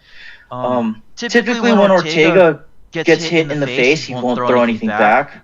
So the good thing that we saw in the Yair Rodriguez fight was that Ortega would follow up on straight shots as soon as Rodriguez would hit him. And it worked nicely since Rodriguez would lean back on his exits. Defensively, Ortega really relies on the rear foot position, which means that when he sees a jab or a straight shot coming at him, he'll dip his head to the rear side. And Max Holloway, Yair Rodriguez, and Volkanovski all showed that Ortega can easily be pushed into that rear foot position with feints and throwaway jabs. Like, for example, Yair showed a triple jab, and that made Ortega cycle through his defensive reactions. Holloway used a double jab to right hand. The double jab would force Ortega's weight to the rear foot, and from that position, Ortega's really vulnerable to the right hand, which Holloway would shoot down the pipe. Mm-hmm. And Volkanovski used a lot of fake teeps and inside low kicked Ortega when he'd back up, in addition to all the feints he showed. And while he's regarded as a guard player, he's actually done all of his best work on top position. Now, on the Diego Lopes side, really good transitional fighter. Against Dan Ige, he had a really good collar tie entries, and then he'd build on that with uppercuts. And I think this is really important in this matchup because Ortega was getting battered with knees in the clinch against Yair Rodriguez.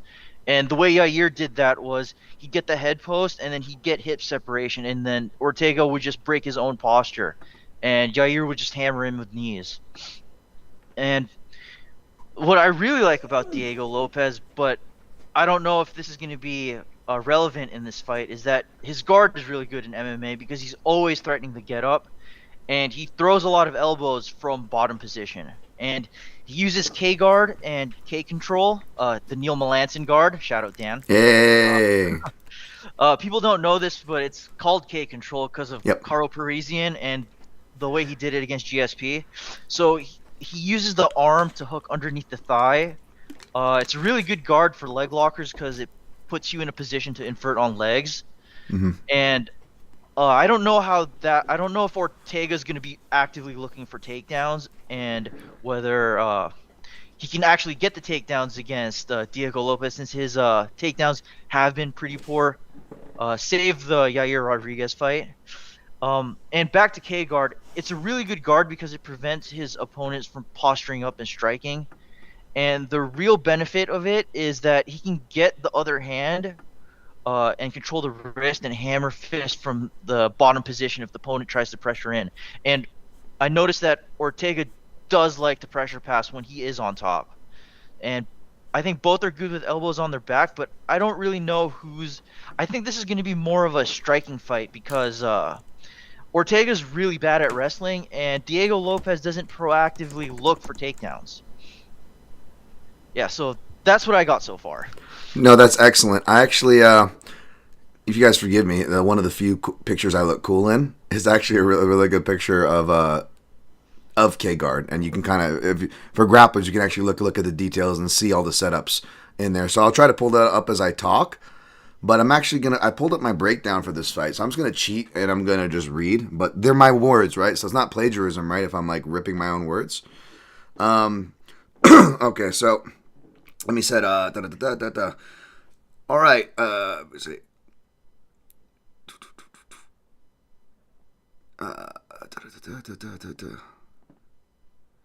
Oh yeah, so a lot of Lopez's losses come with interesting caveats.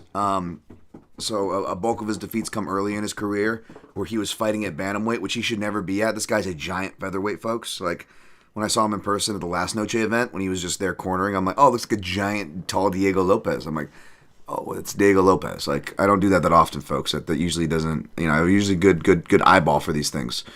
But yeah, so, yeah, no shit, right? And those were early in his career. But here, now I'll just read verbatim. Furthermore, I believe that there are some stylistic trends that justify the line movement in Lopez's favor. That still applies now, since the line movement has only gone further in his favor. I said, whether we're talking about Lopez's propensity to counter kicks or his ability to throw straight shots, I suspect that he'll check off a lot of the boxes that have traditionally troubled Ortega's standing. On the ground, Lopez's offensive patterns, from takedowns to passes, naturally run opposite Ortega's strong side, e.g. Ortega likes to choke, like Chucky Olives there, or like Chucky Olives there with his left arm. But Lopes naturally sags his head to his opponent's right side, which is, not an end-all be-all, but a good sign.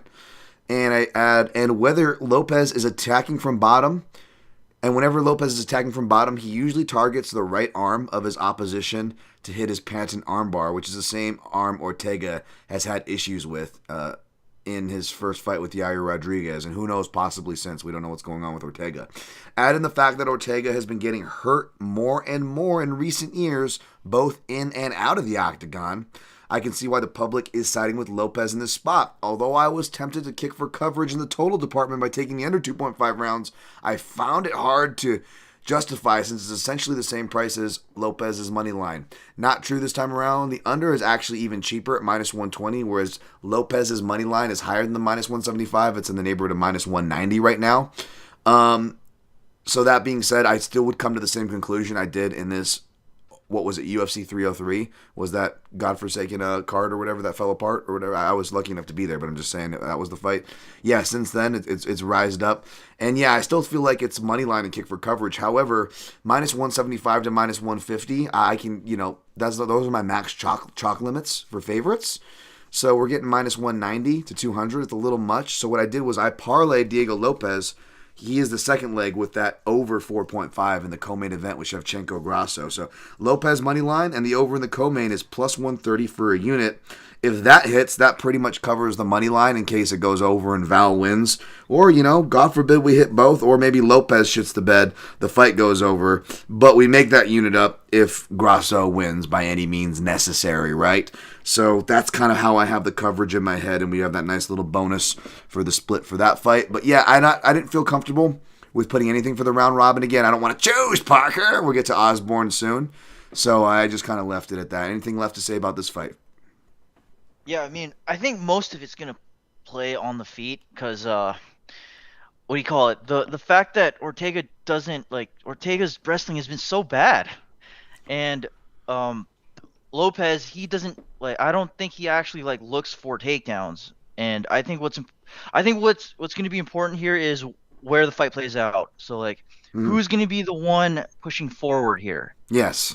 Most likely it's going to be Diego Lopez, but that also kind of plays into Ortega's Ortega actually has a nice eye for counters. Yeah. He'll use a shoulder roll into an elbow. Mm-hmm. And he has some good step back right hands when he's not getting overwhelmed. But I mean, I'd assume that Lopez is going to look to try to run him over, but I think you're right too that the stuff that Ortega does plays into what Lopez does on the ground. I agree.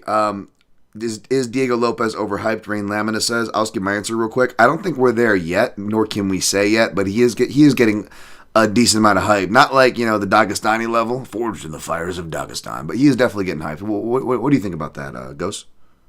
Yeah, I don't think he's getting some hype, but I don't think it's to the level of Umar where everybody's saying that he's being ducked. Yes, yeah. It's not those classic levels there yet. Let's finish this and we'll move on to the next one. Let me see. Matlock says Phantom because Metal Gear. No. I mean, kind of. I mean, I am a big Metal Gear fan. That's why I love you, Ghost. Metal Gear. Right. Yeah. It's my favorite genre of video game. Espionage guy who sounds like a sex offender.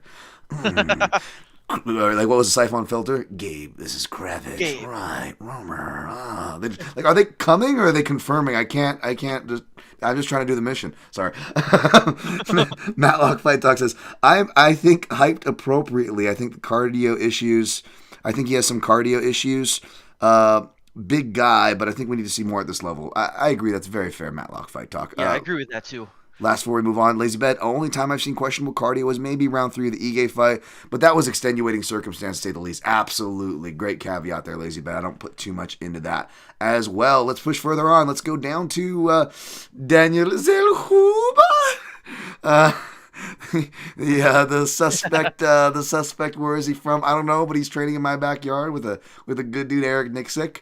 Zellhuber, of course, a big favorite, opened at this favorite. People aren't really touching this line. I don't disagree, at least for the favorite side, to not touch it because that's kind of high. Zellhuber minus 230. Esteban-Ribovics plus 190. Now, I didn't go back to rewatch their last two, because I kind of have an idea where I'm going with this fight, which is basically as cop-out as it sounds. I don't disagree with Zellhuber being a favorite, but I do, even though he's not a huge favorite at minus 230, I do raise my eye at even anything north of 2-1. This feels like it should be closer to a pick'em fight. I'm a big Esteban-Ribovics fan. I'm pretty sure my guy Feño is too. I'm really excited to listen to Feño's full preview, as well as others in the space when it's my dessert time. I have to try to keep my filter clean, but I'm a big fan of Ribovics. But again, you would want an outside fight, ideally against a boxing-centric guy, even though obviously Ribovics showed off his kicks and his shifts. in his last fight. You ideally would want somebody who can keep him on the outside. You want an athletic kicker and mover. And when it comes to all the way out or all the way in part of the equation, if they're not a lights out wrestler, you want them to at least be confident to be, a good grappler, some front headlock threats, as far as counter grappling goes, can control things, maybe get offensive. And again, obviously, there's bias here, folks, and there's bias to this statement, there's bias to this fight with the Extreme Couture connection. But as I've done this before with other gyms, right, with TriStar back in the day when you could do this a little more, what are some gym trends? And even though not everybody takes to this the same way, what can we say about Extreme Couture fighters is that their cage craft and their cage wrestling are the two things you can look for as improvements. Is that kind of fair to say? Yeah, that's pretty fair to say. So for Daniel Zellhuber, I actually think his double collar tie work against Lando Venado was really good. Mm-hmm. And that can be really important here because when Ribovics throws his right hand, he tends to square up a lot, and sometimes he shifts into like a southpaw stance, not knowing that he's like, I think he does that like accidentally. So being able to double collar tie is going to be really huge. Some weird quirks that I noticed like watching film. He's often looking for the left hook off the opponent's low calf kick, which is kind of a weird look because you're not really in position to left hook somebody when you're taking the calf kick. Another weird look that I saw was that when he's moving forward on his double jab, he actually gets stuck in the mud, and he can actually be susceptible to the cross counter when he does that because he gets all of his weight forward as soon as he throws the second jab. Like, he'll pause, and if the opponent holds their ground, he gets cracked with the cross counter. But usually what happens is his opponents will just back up. So that's a good way of eating space. But I really like when he double jabs on the retreat and then he sits on the two. Because it seems like that, like when he's double jabbing and when he's jabbing and moving backwards, that's when he's landing his jab the best. He relies on distance as a defense, like, so he backs up a lot and leans back, but and another offensive thing that I've seen from him is that he does a good job sneaking the front kick when his opponent is on the track. So when I talk about on the tracks, it means like if we're in a close stance matchup, the opponent's rear foot is going to be lined up with your rear lead foot, and your rear foot's going to be lined up with the opponent's lead foot. And when both the opponents are standing still, what Zellhuber does really well is he'll sneak the front kick in when the opponent's on the tracks like that. And what I noticed late is, which is good, he'll build the question mark kick off that front kick, but it's in a closed stance, so like he really has to loop it in, and it normally hits the guard a lot. So for on the Ribovics side, he has really high pace, really good cardio. In his Contender Series fight, he often pushed a lot to the fence, and he relies on the cover up a lot. And I noticed that Kamwela Kirk landed lots of left hooks to the body, even though he only threw it a few times. But it was effective when he did it. Okay, so Ribovics, he's got a really snappy jab. If the opponents stay on the track too long, like if they stay in front of each other too long, like he'll throw that jab and he'll snap the head back. He squares a lot on his right hand when he's in orthodox, especially when he's looking to counter. And this is really evident late in fights. So I think for Zellhuber, the body jab's going to be there, the teep's going to be there, and Kamwela Kirk, the few times he did this, like he got the double jab, he got the double collar tie whenever he'd enter with a slappy left hook. So for Zellhuber, he's going to have to get good knees and break with punches when he gets that double collar tie. And the last thing I noticed about Ribovics is he doesn't change rhythm or double jab at all. He hits 1-2, 1-2, and then the odd left high kick. And he doesn't go to the body a lot either, which as much as I would want to, for sure. He seems like he should, right? Right, exactly. But when he does land them, I mean, he does it really nicely. It's so nice, yes. Yeah. And like, I don't think this is going to be a factor here, but he does have good down blocks when the opponents look to shoot in open space. So, yeah, but that was impressive. I think this is more of, this looks like it's a showcase fight for Zellhuber, but I can see Ribovics like really putting on the pace on him. So I don't know. This is really volatile. Yeah, that's my feeling too. Like I'm not saying that even like Zellhuber's a super live dog, or not Zellhuber. Ribovics is a super live dog, which I mean I wouldn't be opposed to saying, but it's more that I feel like it's going to be much more competitive than perhaps what even the odds maybe predict. Even though it's not the craziest wide line. So don't be surprised if I pick Zellhuber, but this is a fight I'm probably going to be staying away from. A fight I'm not going to be staying away from, even though I do have bias as well that I have to state.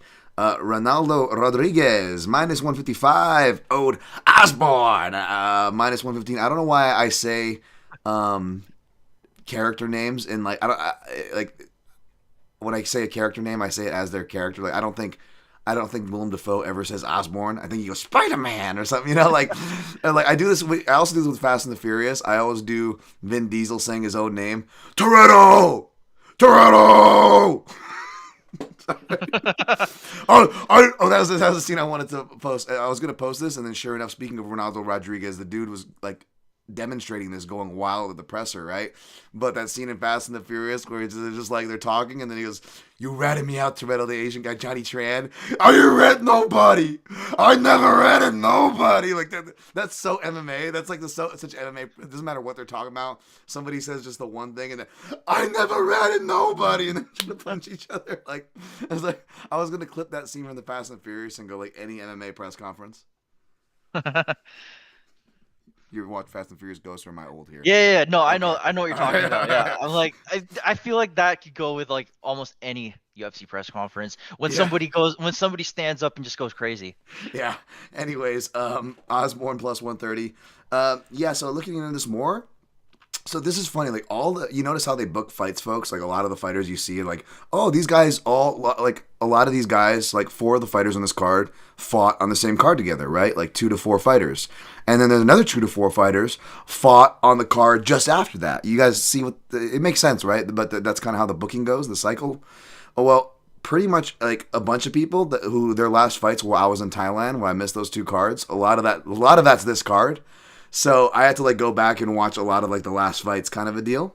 And Ronaldo Rodriguez was back, which I didn't recognize because he was under Luis Rodriguez, where I was actually really impressed with him. This is going to be the other Southpaw report.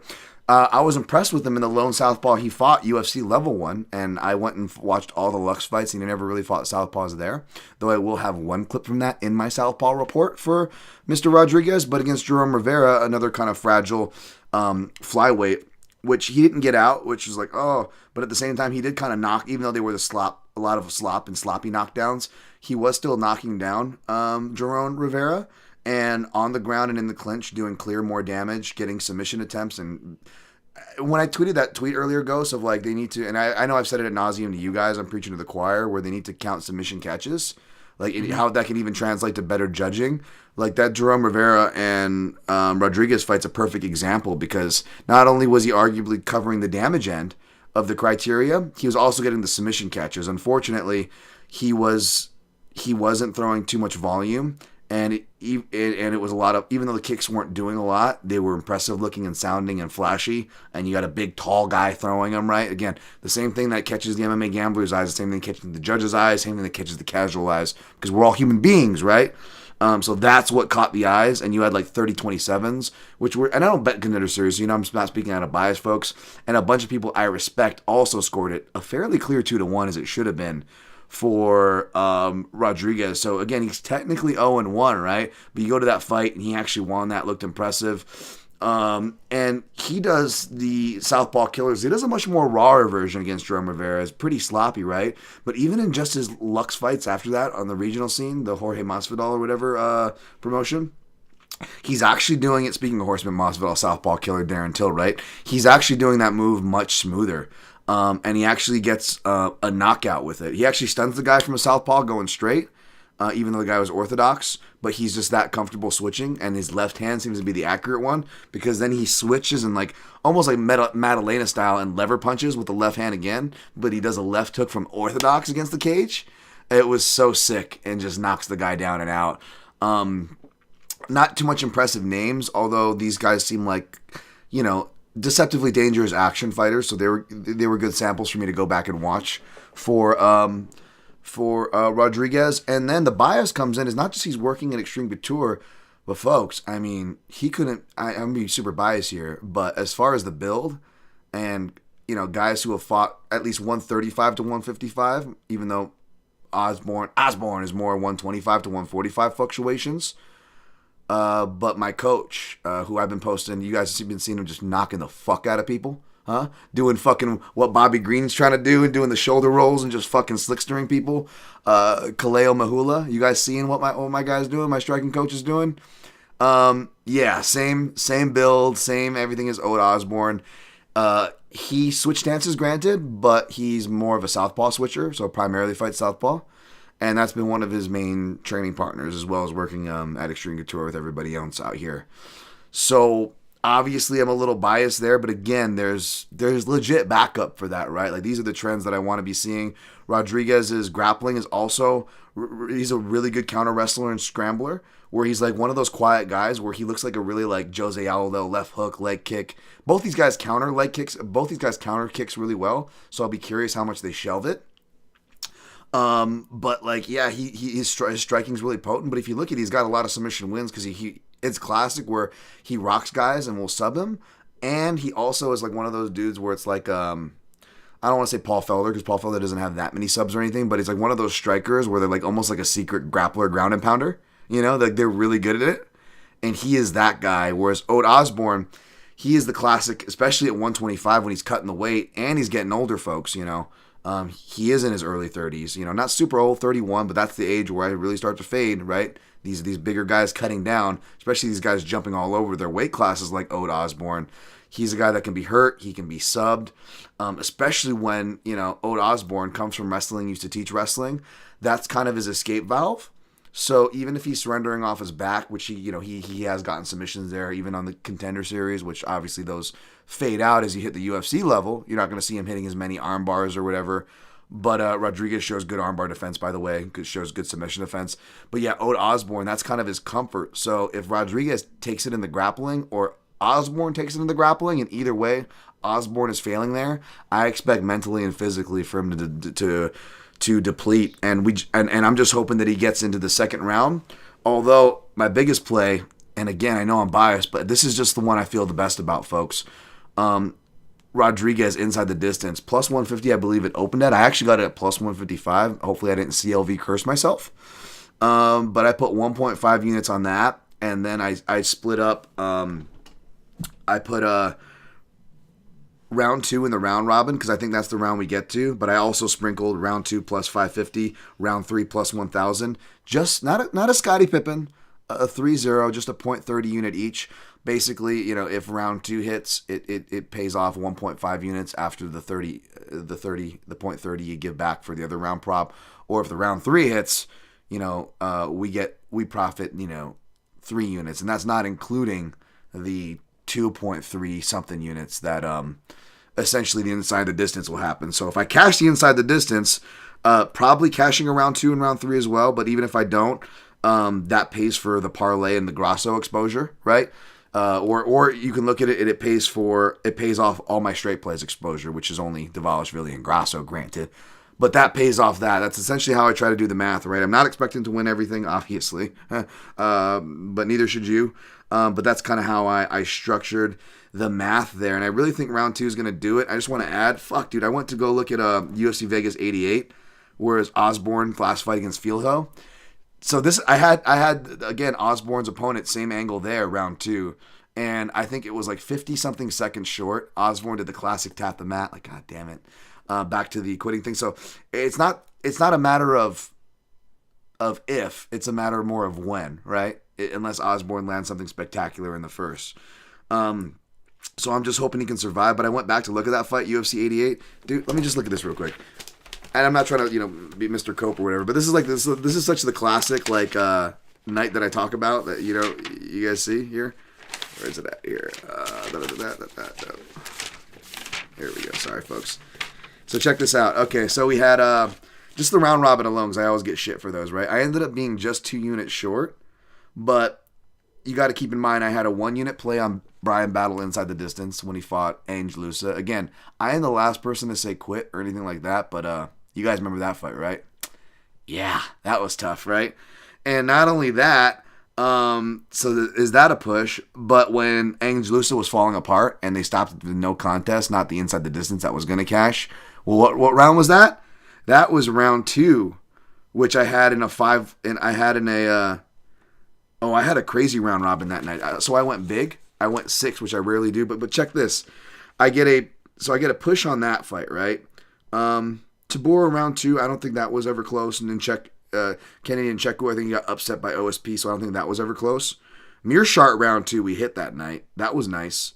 Philo round 2, again, we were just under a minute short of that. And then I also had Moises round 2, where it's the same thing, where he RNCs the guy with just under a minute late. Like, we almost made it to round 2. Like, not only would it have been it would have been a massive night. Like, again, these are the kind of beats where I'm coming on short of, but I'm also trying to follow, with adding the context of now, but I'm also trying to follow my previous work. But I talked forever. I'm sorry, Ghost. Do you have an opinion on this fight? I clearly have a lot of feelings on it. Yeah, so you actually covered a lot of what I was going to say about Rodriguez. So I want to add to what you were saying, like his defensive habits that I saw that aren't great. Yes. So I noticed he backs a lot. He backs up on straight lines a lot, and his rear hand can be really undisciplined at sometimes. Like, especially when he's seeing throwaway jabs, he'll reach for it like Sean Strickland style. Like, somebody who has a jab and can make good reads with a jab could give this guy problems. Yes. And he tends to lean back a lot. And the few leads, like you mentioned, that I really like from him is his leaping left hook to the body.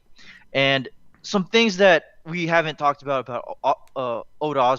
Osbourne. Some southpaw looks that I really like from him is that he actually keeps his weight on the back foot while he's moving forward. So it gives him a lot of room to transition his weight onto his rear straight. Yes. He does a good job of kicking the guard, which doesn't actually off-balance people, but it keeps the opponent's rear hand at home. So that could be something here. He has a nice southpaw jab, but he rarely uses it to control rhythm or build off of it. He likes the double hand fight to set up his rear front kick. That's a look that I really like from Osbourne. Yeah. He uses the rear knee on the exit, and what I really like about that is that he shows it just to make his opponents hesitate on the level change. And another quirk that I noticed is that because he has his weight on the back foot, he's often susceptible to single leg. So I don't you mentioned this, but I don't know how I don't know if Rodriguez is going to look for that. And the most annoying habit I found from Osbourne is that since his regional career, he'll throw the flying knee when he's backed up or when he's really close to the fence. And that's how he got caught against what was his name? He's washed now. Well, that's how he got caught. That's how he got caught by a guy that he shouldn't have lost to. But he also gives up the near side hook a few times when he looks to wall walk. So I mean, you said that for Extreme Couture, their cage craft and their wall wrestling is really good. So that could be something that Rodriguez could exploit. The few times when he looks to wall walk, he's not keeping his near side hook closed. Absolutely. And I love those defensive notes that you said, by the way, because I actually feel like we could apply that to another Mexican fighter, not the stereotype, who we're going to get to, who's also very exciting. So I'm glad you mentioned those. Very fair. Last thing I'll add before we jump out, I just will say, speaking of the knees, obviously Osbourne, when he has been hurt, it's been like counter crosses, counters off kicks, which he usually does to other people or looks to do. Because Osbourne, to your point, he has a lot of really good ideas. He just doesn't have the consistent process, in my opinion, to string it together right. He just has all these like kind of really fun, cool tactics and whatnot. And Rodriguez also shows really opportunistic and a really good feel for, at least on the regionals for what it's worth, flying knees that would have been there for Osbourne as well. So, and he's got a good guillotine as well, which I suspect is how it's going to be. I think I'm officially picking him by round 2 guillotine. But yeah, that's the pick here. Anything else to say before we press on and try to get through the prelims real fast here? Yeah, so the flying knee thing, that was against Tyson Nam. Like, he should not have lost against Tyson Nam. Or at least that version of Tyson Nam. Because we know that Tyson Nam at that point was pretty much washed. So, yeah. Yes, but also I will say that was one of the, again, the Southpaw report aging well. Tyson Nam, he's like one of the southpaw fault line fighters. True, he fucking ices people. He ices southpaws like crazy. Like you pretty much just go down the road, and it's like fresh knockouts like in every southpaw he's faced, pretty much. Yeah, that's fair. Arena, I'm a big fan of Aldana, but let's make this one fast, and the ladies fights fast. No disrespect to the ladies, but Aldana minus 115, Norma Dumont minus 105. Not too much line movement, nor should there be. I'm probably going to do a bias pick for Aldana, but I can't put money on Aldana. Not looking to play this fight. Anything to say about this fight, Ghost? Yeah, I mean, Norma Dumont, no urgency. I mean, Fenyo described her as really snug, which is perfect. Yes. I mean, she'll do a feint, and if the opponent reacts, she'll just mean mug instead of capitalizing on the reactions. Yep. And when she does do a good kick catch, she'll mean mug even more instead of finishing the kick catch. And so, I mean, that's all I have to say about Norma Dumont. And Irene Aldana, I'll be pretty quick about this. Against Rosas, she used a lot of low kicks against Aldana's exit, which was really effective. Don't think Dumont has the same low kick volume as Rosa had. And she does the same things that her teammates does, like where they walk, like with Grasso and Luby, like they walk people down with a high guard and they get skewered with a jab.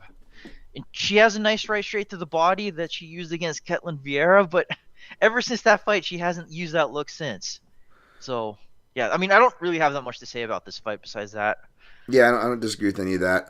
This is one of the fights that I probably will have something to say, and then hopefully we'll just go with the rest of them fast. Fight of the night, many people are looking for. Manuel Torres, minus 130. Ignacio Bahamondes, plus 110. So Bahamondes initially opened as a favorite.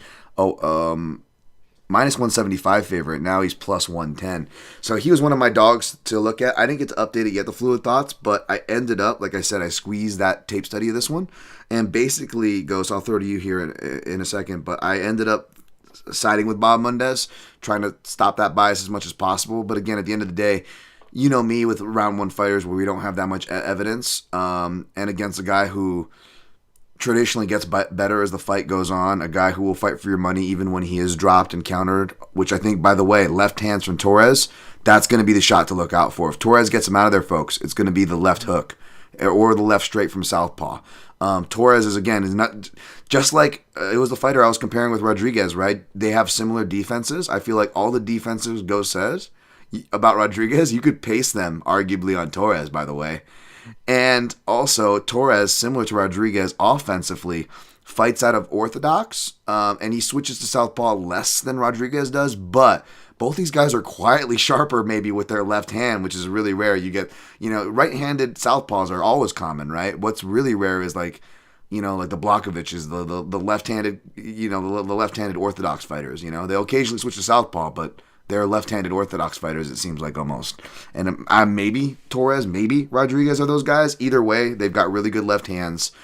That being said, Torres' defense, like you said, it's almost worse because he doesn't move as much. His footwork is not as, I don't say as good, but he's just more plotting, right?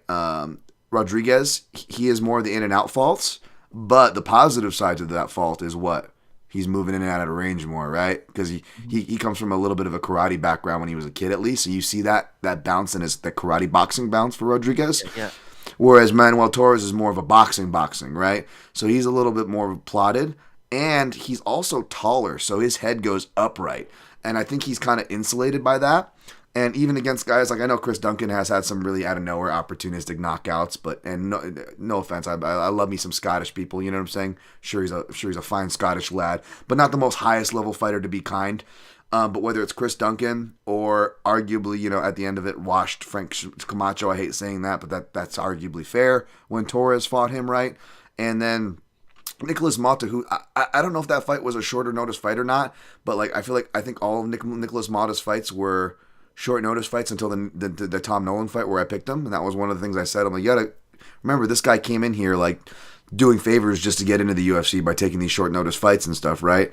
So, but in all those fights, I don't know how Rock Torres was, but he got decently stung. He got connected to multiple times in short fights, despite winning those short fights. And he also got, I'd say, decently stung by at least one shot in every fight. Now, Bahamondes is more of a kicker than a puncher, but Bahamondes has littered punches, stoppages, both one punch and accumulation of punches. And when you actually go back and watch the tape, he has gotten much better with his jab. And kind of like you were saying, a fighter with a jab can mess someone up earlier, you were saying. I think the same thing can be said for Torres, because he's very accurate and dangerous, but he's very loopy with his punches. So a kicker who jabs, a kicker who can be athletic and move around, have the big cage to move around, and then if he does get caught, which I think he will in the first round, right? We've seen him rally and win, and if guys did beat him, it was guys like John McDessie who hanging around, not a big fan of, but that dude has been hanging around for a minute because he's a good fighter. He's a lifelong martial artist. He's a lifelong striker who has taxed other tall kickboxers, like shouts to Shane Shaolin Campbell, right? Like McDessie was not a nobody, even at that point of his career.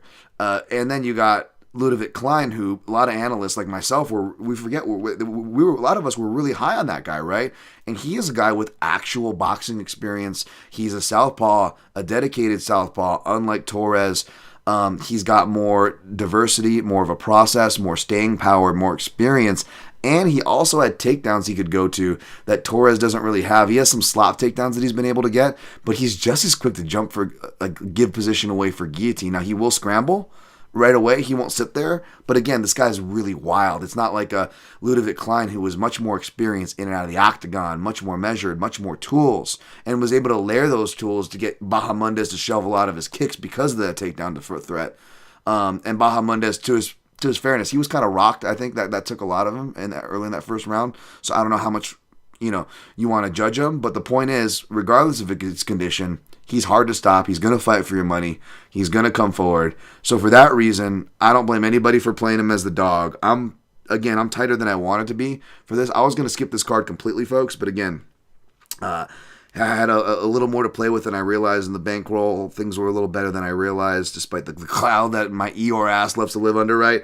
But that being said, I'm still not out here fucking, just blowing units like everybody else, like, not everybody else, who has my record, but you know what I mean, as far as like how much I actually risk per fight, per card. I actually believe, despite my terrible record, I do that way less in my defense. So what I did was, instead of playing Bahamondes straight up, which I'm tempted to do, I just put him inside the distance in a round robin. Now when I go over the counter, I probably won't be able to do that. I'll probably have to pick a round, and in this case, I'll probably just go with round 3 to have my big value number there, because round 3 is going to be my official prediction.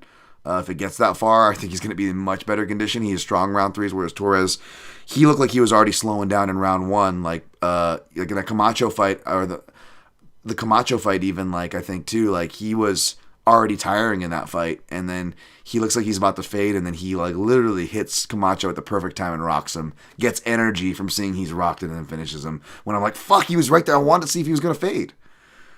So yeah, give me Bahamondes inside the distance, round 3. Any thoughts on this, Ghost? Yeah, so on the Torres side, I think you did a really good job going over his tendencies. Something I want to add is Torres is really lazy sometimes when he does want to enter. One of my favorite shots from him is the right straight to the body. I mean, I post about that all the time. Sure. But when he does do his right straight to the body, he'll stick his chin straight up in the air, straight up in the air. When he does that, he's trying to set up his left hook, but he's also looking at the ring lights when he does that.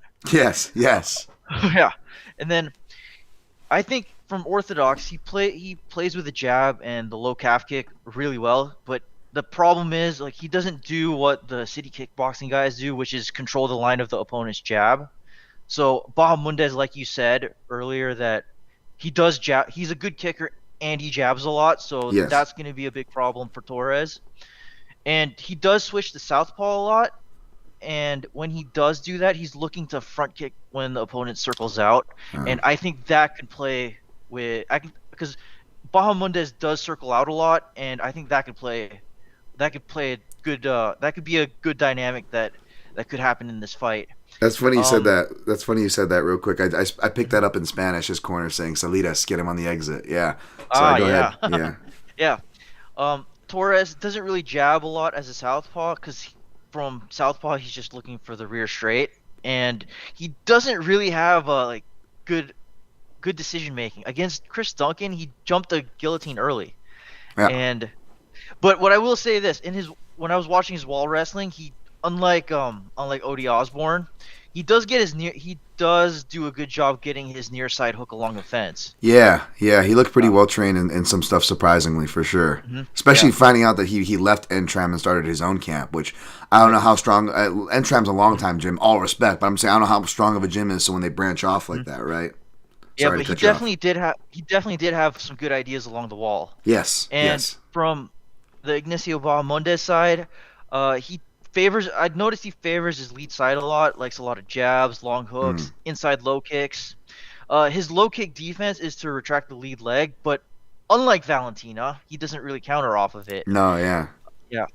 He likes to throw the jab overhand as a catch and pitch against the opponent's jab, but I mean, I think that will be huge against Miguel Torres because, like you said, he tends to fade like really early, right? Yes, he does. Yeah.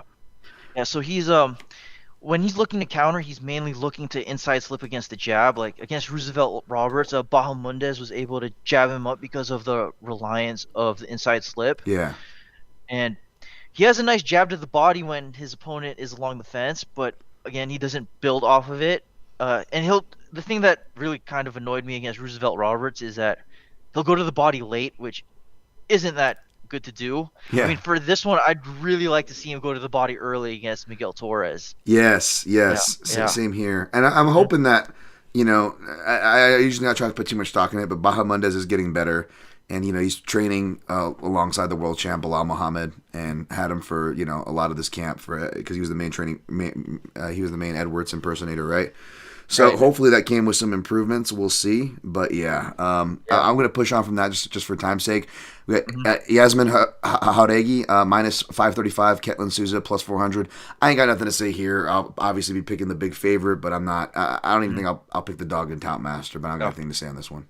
Yeah, I mean, I'll be quick on this one. I mean, I'm not really that interested in this fight because, I mean, Yasmin Jauregui against Lucindo, she only had the one idea, the 1-2 to rear high kick. Yeah. She had, surprisingly, against Sam Hughes, whose weakness is just to run at her, is what gave Sam Hughes, what she did against Sam Hughes was, again, it was really good, but it was really disappointing at the same time because we all know the way to beat Sam Hughes is just to, just what Tisha Torres did, just run at her.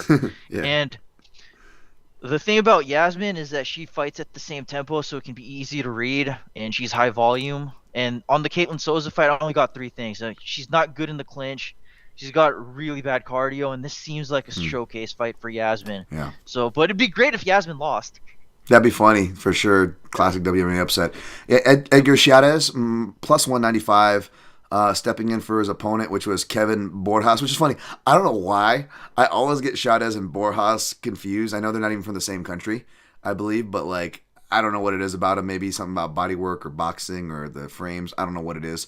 But yeah, Joshua Van steps in and commands big favorite odds, minus 238, just recently getting stopped in what was his strongest on-paper round against another guy who used to claim that round and kind of reclaimed it in Charles Energy, who is my no-fly list. Goddamn, can I not bet that guy's fights, whether I'm for him or against him. Holy shit. Maybe it's some of that Charles Johnson juju, because I love me some Josh Van, but honestly, it's the turnaround that worries me. Not worrying me enough to not pick him, because Chairez, speaking of dropping down for guillotines, right? He's a guy who has a really bad habit of that. And that would actually be nice for Joshua Van, who he has underrated submission game, even though he can be a bit aggressive and wild down there. And he definitely doesn't need to be taking shots to the head. So I'm going to be picking Van, but I'm going to be staying away from this fight. Anything to say? Yeah, I think that's very wise to stay away from this fight just because Jack Slack mentioned this, and shout out to Ocelot MMA. I mean, it's only been 63 days since his last fight. Yeah. Where he got knocked out violently against Charles Johnson. And he was on 60 days of medical suspension. So he's had 60 days of non-contact time and 3 days of, but I think this is a really weird fight just because of that. Yeah, me too. And the thing here is I know I don't do picks, but I think Josh Van is actually a good pick here because Edgar Chairez, I mean, he's often looking for the step-up low kick. Mm. A lot of his defense is backing up, and that plays exactly to what Van wants. Oh yeah. And and also he doesn't have a lot of good decision making. Like he pulled guard against Lacerda. Yeah. And he's probably going to look to wrestle Van, but probably won't. I mean, this seems like a setup fight for Van. For sure, but I even left him out of the parlay. That's why I just kept it as a 2-leg.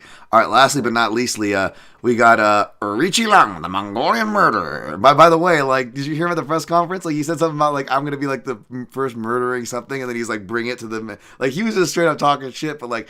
Between it being through a translator and like him being like, you know, some Asian dude nobody cares about, you know, like nobody seemed to care. But I was like, holy shit, he's living up to the name. Of course, the comeback on his opponent, Raul Rosas Jr. minus 1,000. I would obviously think it'd be hilarious for an upset. I don't have anything against Raul Rosas Jr. He trains out of my gym.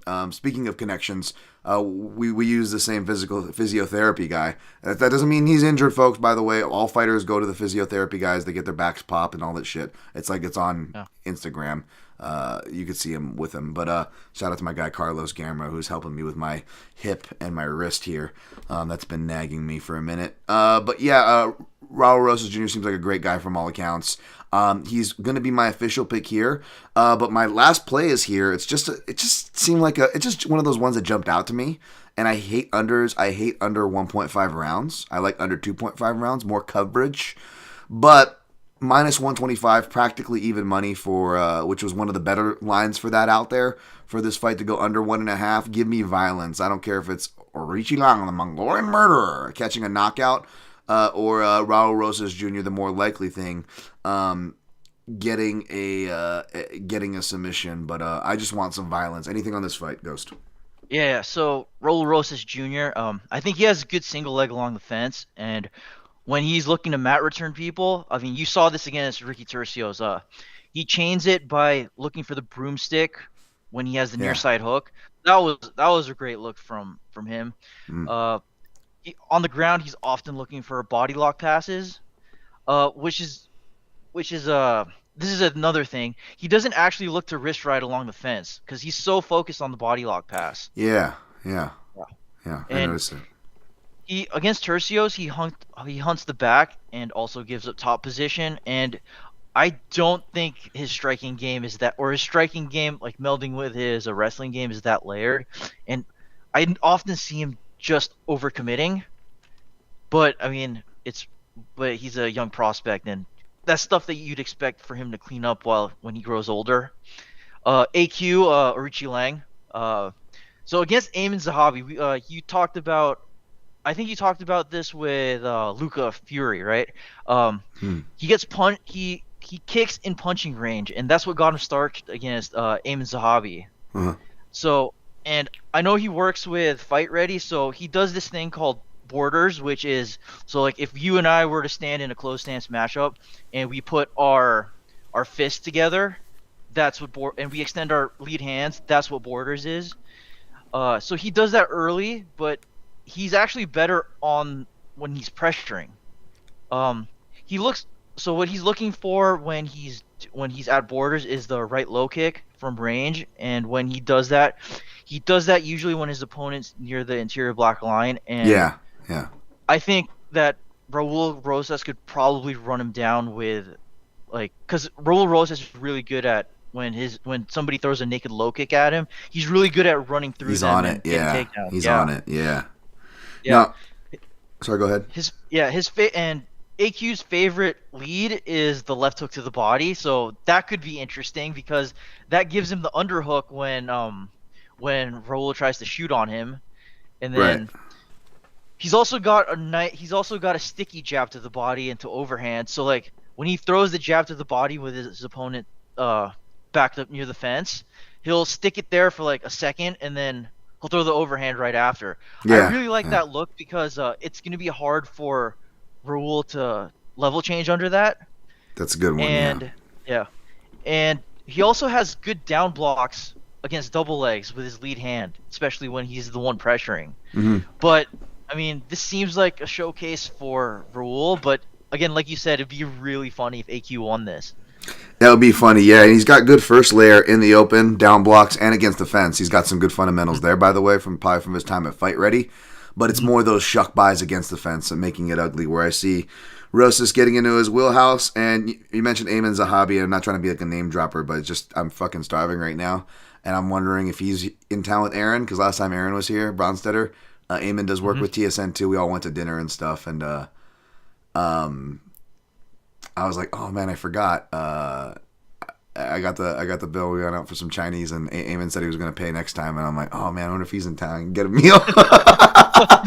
Eamon's a really nice guy, by the way. He's super, super fucking chill. Seems like, yeah, he definitely seems like a cool dude. Yeah, no, that was great analysis there. I could totally see. I could totally see everything you're saying, Ghost. By the way, you do your fucking work, man. You're the man, dude. You fucking killed it. You did a great job. Thank you guys all for sitting through this one. I want to say it was a longer one, and we went 2 hours for I'll go 2 hours by myself on a shitty fight night. I mean, with a guest, 2 guests. Even shout out to my guy Ben Cohn on a pay-per-view, a special pay-per-view. Say what you will about the lack of name card. There was some really fun matches to talk about, right? And hopefully they play out that way in the UFC's defense, right, Ghost? There's some solid matchups here, even without the names, right? Yeah, for sure. Actually, really excited for this fight card, even though it is kind of weird. I am surprised too, because again, I spend my Saturdays just getting beat down into a pulp. Well, I get beat down like usually, but I'm like doing the Wojak where I'm not feeling it. I'm only crying on the inside. And then like Saturday happens and I'm like, fuck, and I just die, right? And then I build myself up to where I'm like Thursday, I'm like, guys, I don't know what's going on. I feel kind of positive. I build myself back up to go into the fire. But maybe it's just that. But I don't know, man. Like I feel much more excited even more now talking to you, my friend, and you guys. So let's pay off the chat. Let's recap and get out of here. Sound good, Ghost? Yeah, for sure. Rain Lamina, choose, Walker, choose. Nice. Lazy Bed. Hi, my name's Snake, and I'm moving into the neighborhood.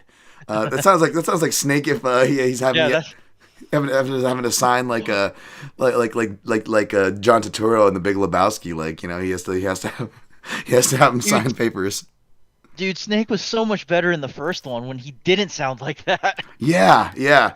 Although shout out to David Hayter. That guy's that guy. He was one of the writers in X-Men. He plays Mystique when Mystique stabs a security guard in the end of spoiler alert 1999 X-Men. That's David Hayter, the voice of Snake right there. And he's actually on one of the commentary tracks, and it's hilarious. I think they even get him to do a quick Snake, like, yeah, they wanted him to talk like this. So shout out to David Hayter. Lazy Bed Zellhuber? Is that German? Sorry, you guys know your history. You guys know what I'm hinting at here. Zellhuber will have the added benefit of not being the only golden boy in attendance on Saturday night. Dana's boy De La Hoya will be in attendance. Oh my goodness. Oh my goodness. Maybe nothing against cross-dressing, but I think De La Hoya might not want to do that around Dana before he best get the slap.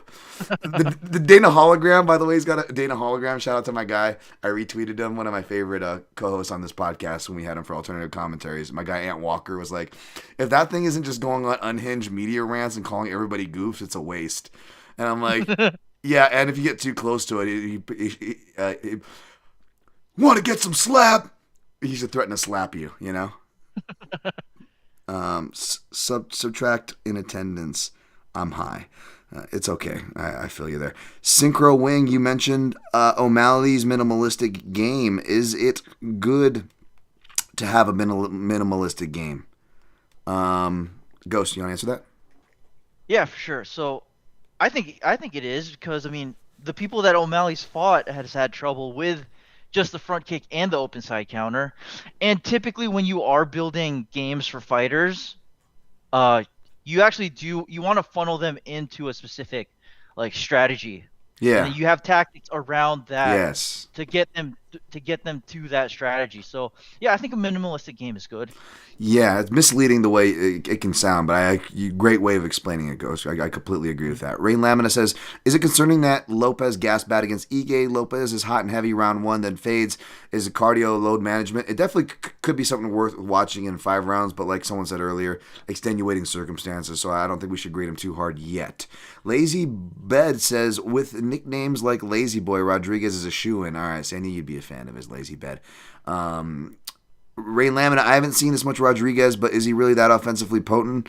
Is his pressure footwork really good? I wouldn't say really good pressure footwork, but he's very potent. He goes to the body, legs, and head.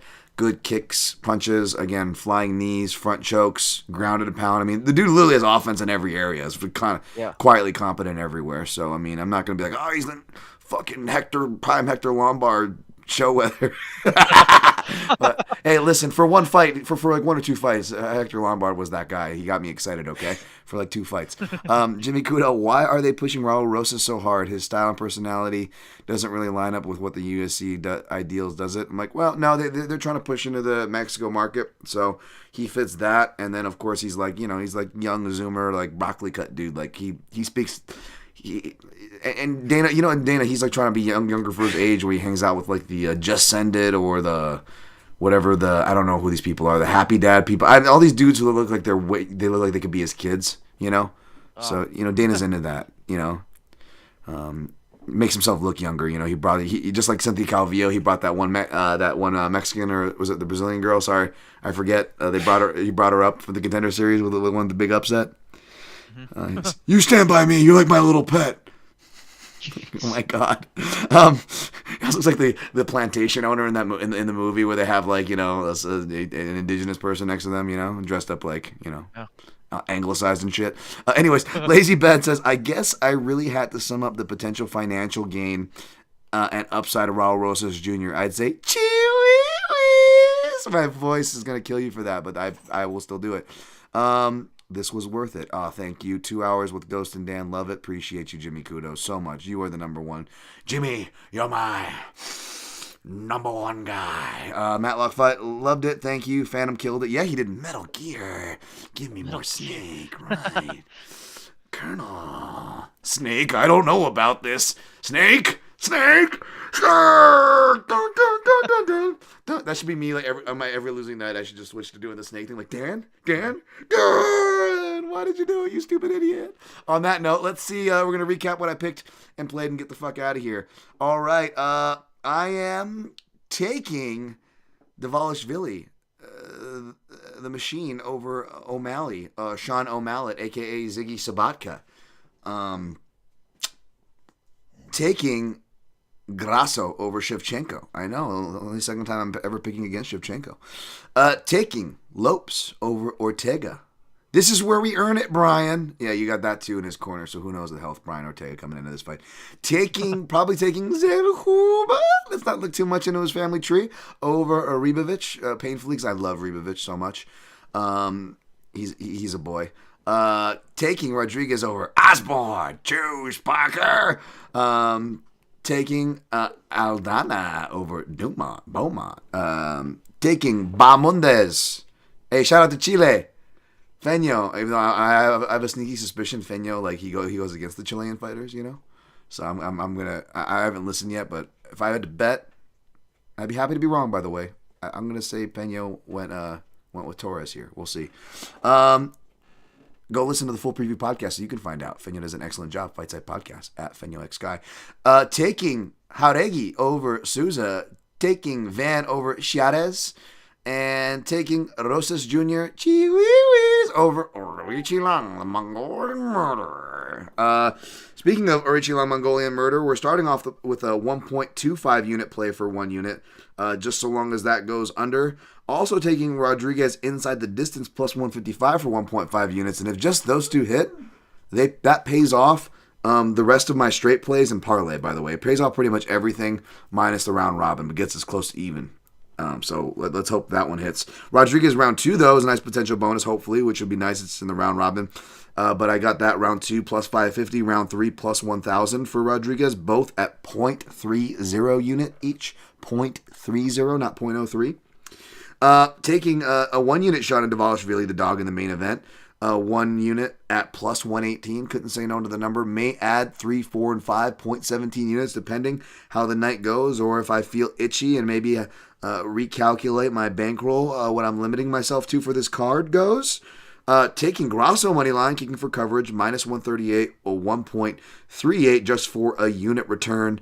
And speaking of a unit, that's all we got for a two-leg parlay that has Lopez and Grasso-Shevchenky over 4.5 rounds parlayed together at plus 130 again for a unit. And the round robin, we got Bahamondes inside the distance, plus 150. Rodriguez, round 2, plus 550. Sorry about my Spanish. Fenyo can beat me up and make fun of me for it later. Little accents there. And Grasso and Shevchenko split, plus 350. And the fourth leg, Dvalishvili KO, plus 700. I'm really honestly just mainly aiming for those first two legs. Although the Grasso-Val split decision is more than realistic. I'm definitely not mentally counting on Dvalishvili winning, folks. It's not a super confident bet. I don't think you should be confident on either side, but that's what I'm on, and I parlayed that round robin small for plus 58,400 at a 0.05 unit. In other words, 5 ducats there, a little small parlay there. That's what I got. Ghost, you were amazing, dude. You did not that Thank I was you. even worried for a second. You were fucking amazing, dude. I welcome you to come back if you would want to. But man, I'd love to be back, dude. Okay. Anything you want to say and get off your chest, plug, whatever you want, sir, please. Stage is yours. For sure. So you can find me on at 9H6ST21_MMA, but I really would like you guys to check out my Substack because I've put all my work on there and it's all organized and it's got tabs. So check the Substack out. Also, if you want to pledge a couple dollars my way, you'll get some goodies from that, like really goodies. Like I have something called the Execution Series where I look at the fighter's scouting report, and then I'll see what they do. Then I look at how the fighter prepared for it, and then how they executed it in the fight. You'll get that every Friday or Saturday if you pledge. I love how you got that. Obviously, you're really good with that process and have experience with that, Ghost. But I love how you process and package that with the Executioner series, which I can speak, folks, both for that and just for Ghost in general as far as his consistency goes. He's been super consistent the whole time I've been a subscriber. He doesn't even have like the occasional slip up that I've seen, at least. I'll occasionally have. So definitely go support him. Phantom Punch Breakdowns at Substack. I got his Twitter handle as his name tag here. You can find me at Dan Tom MMA on the artist formerly known as Twitter. And of course, if you want to join the YouTube channel for the recap to get the full version, I've made the last two free. Which, by the way, I made the last two free, and like the only comments I got on the last one was like some dude trolling me. So if I make them free, if you guys listen, you don't have to pay me. I'm gonna make as many free as possible. But like the likes and the positive engagement, it actually helps a lot. More than anything, and that doesn't cost a penny, right? So that stuff's really greatly appreciated. And if you want it, this one won't be for free, although I'll have a free preview, which means I'll have like over half of it for free with me, Dan Albert, and Fenyo. We're going to be recapping 306, but join us live here on my YouTube channel at Dan Tom MMA, where you can join live, watch the full version after the fact, leave comments, or if you're a Substack member, you want to get my Substack stuff because I do my own analysis like Ghost does there. You can like follow us both there. If you pay for that, well, you can get full access to the video there. You just can't watch it live. But if you don't want to double dip, which I don't blame you, you can just do that. And if you are double dipping, folks, please, no one's reached out to me yet who has done this. I forget how I have it, but yeah, I will give you basically, if you're signed up to the YouTube channel, which is only $3 a month, I will give you a discount, half or over half off for the Substack, which is only $5 a month, which comes with more stuff than the YouTube, technically, both, as far as like, free and subscriber services go, but that's where you can go for that. Sorry for all the plugs at Dan Tom MMA. Check my guy out at Ghost at 9H6ST21_MMA. Man, you're the man, Ghost. Thank you guys in the chat. Hope you guys enjoyed the long show. Enjoy the show this weekend, and always protect your neck.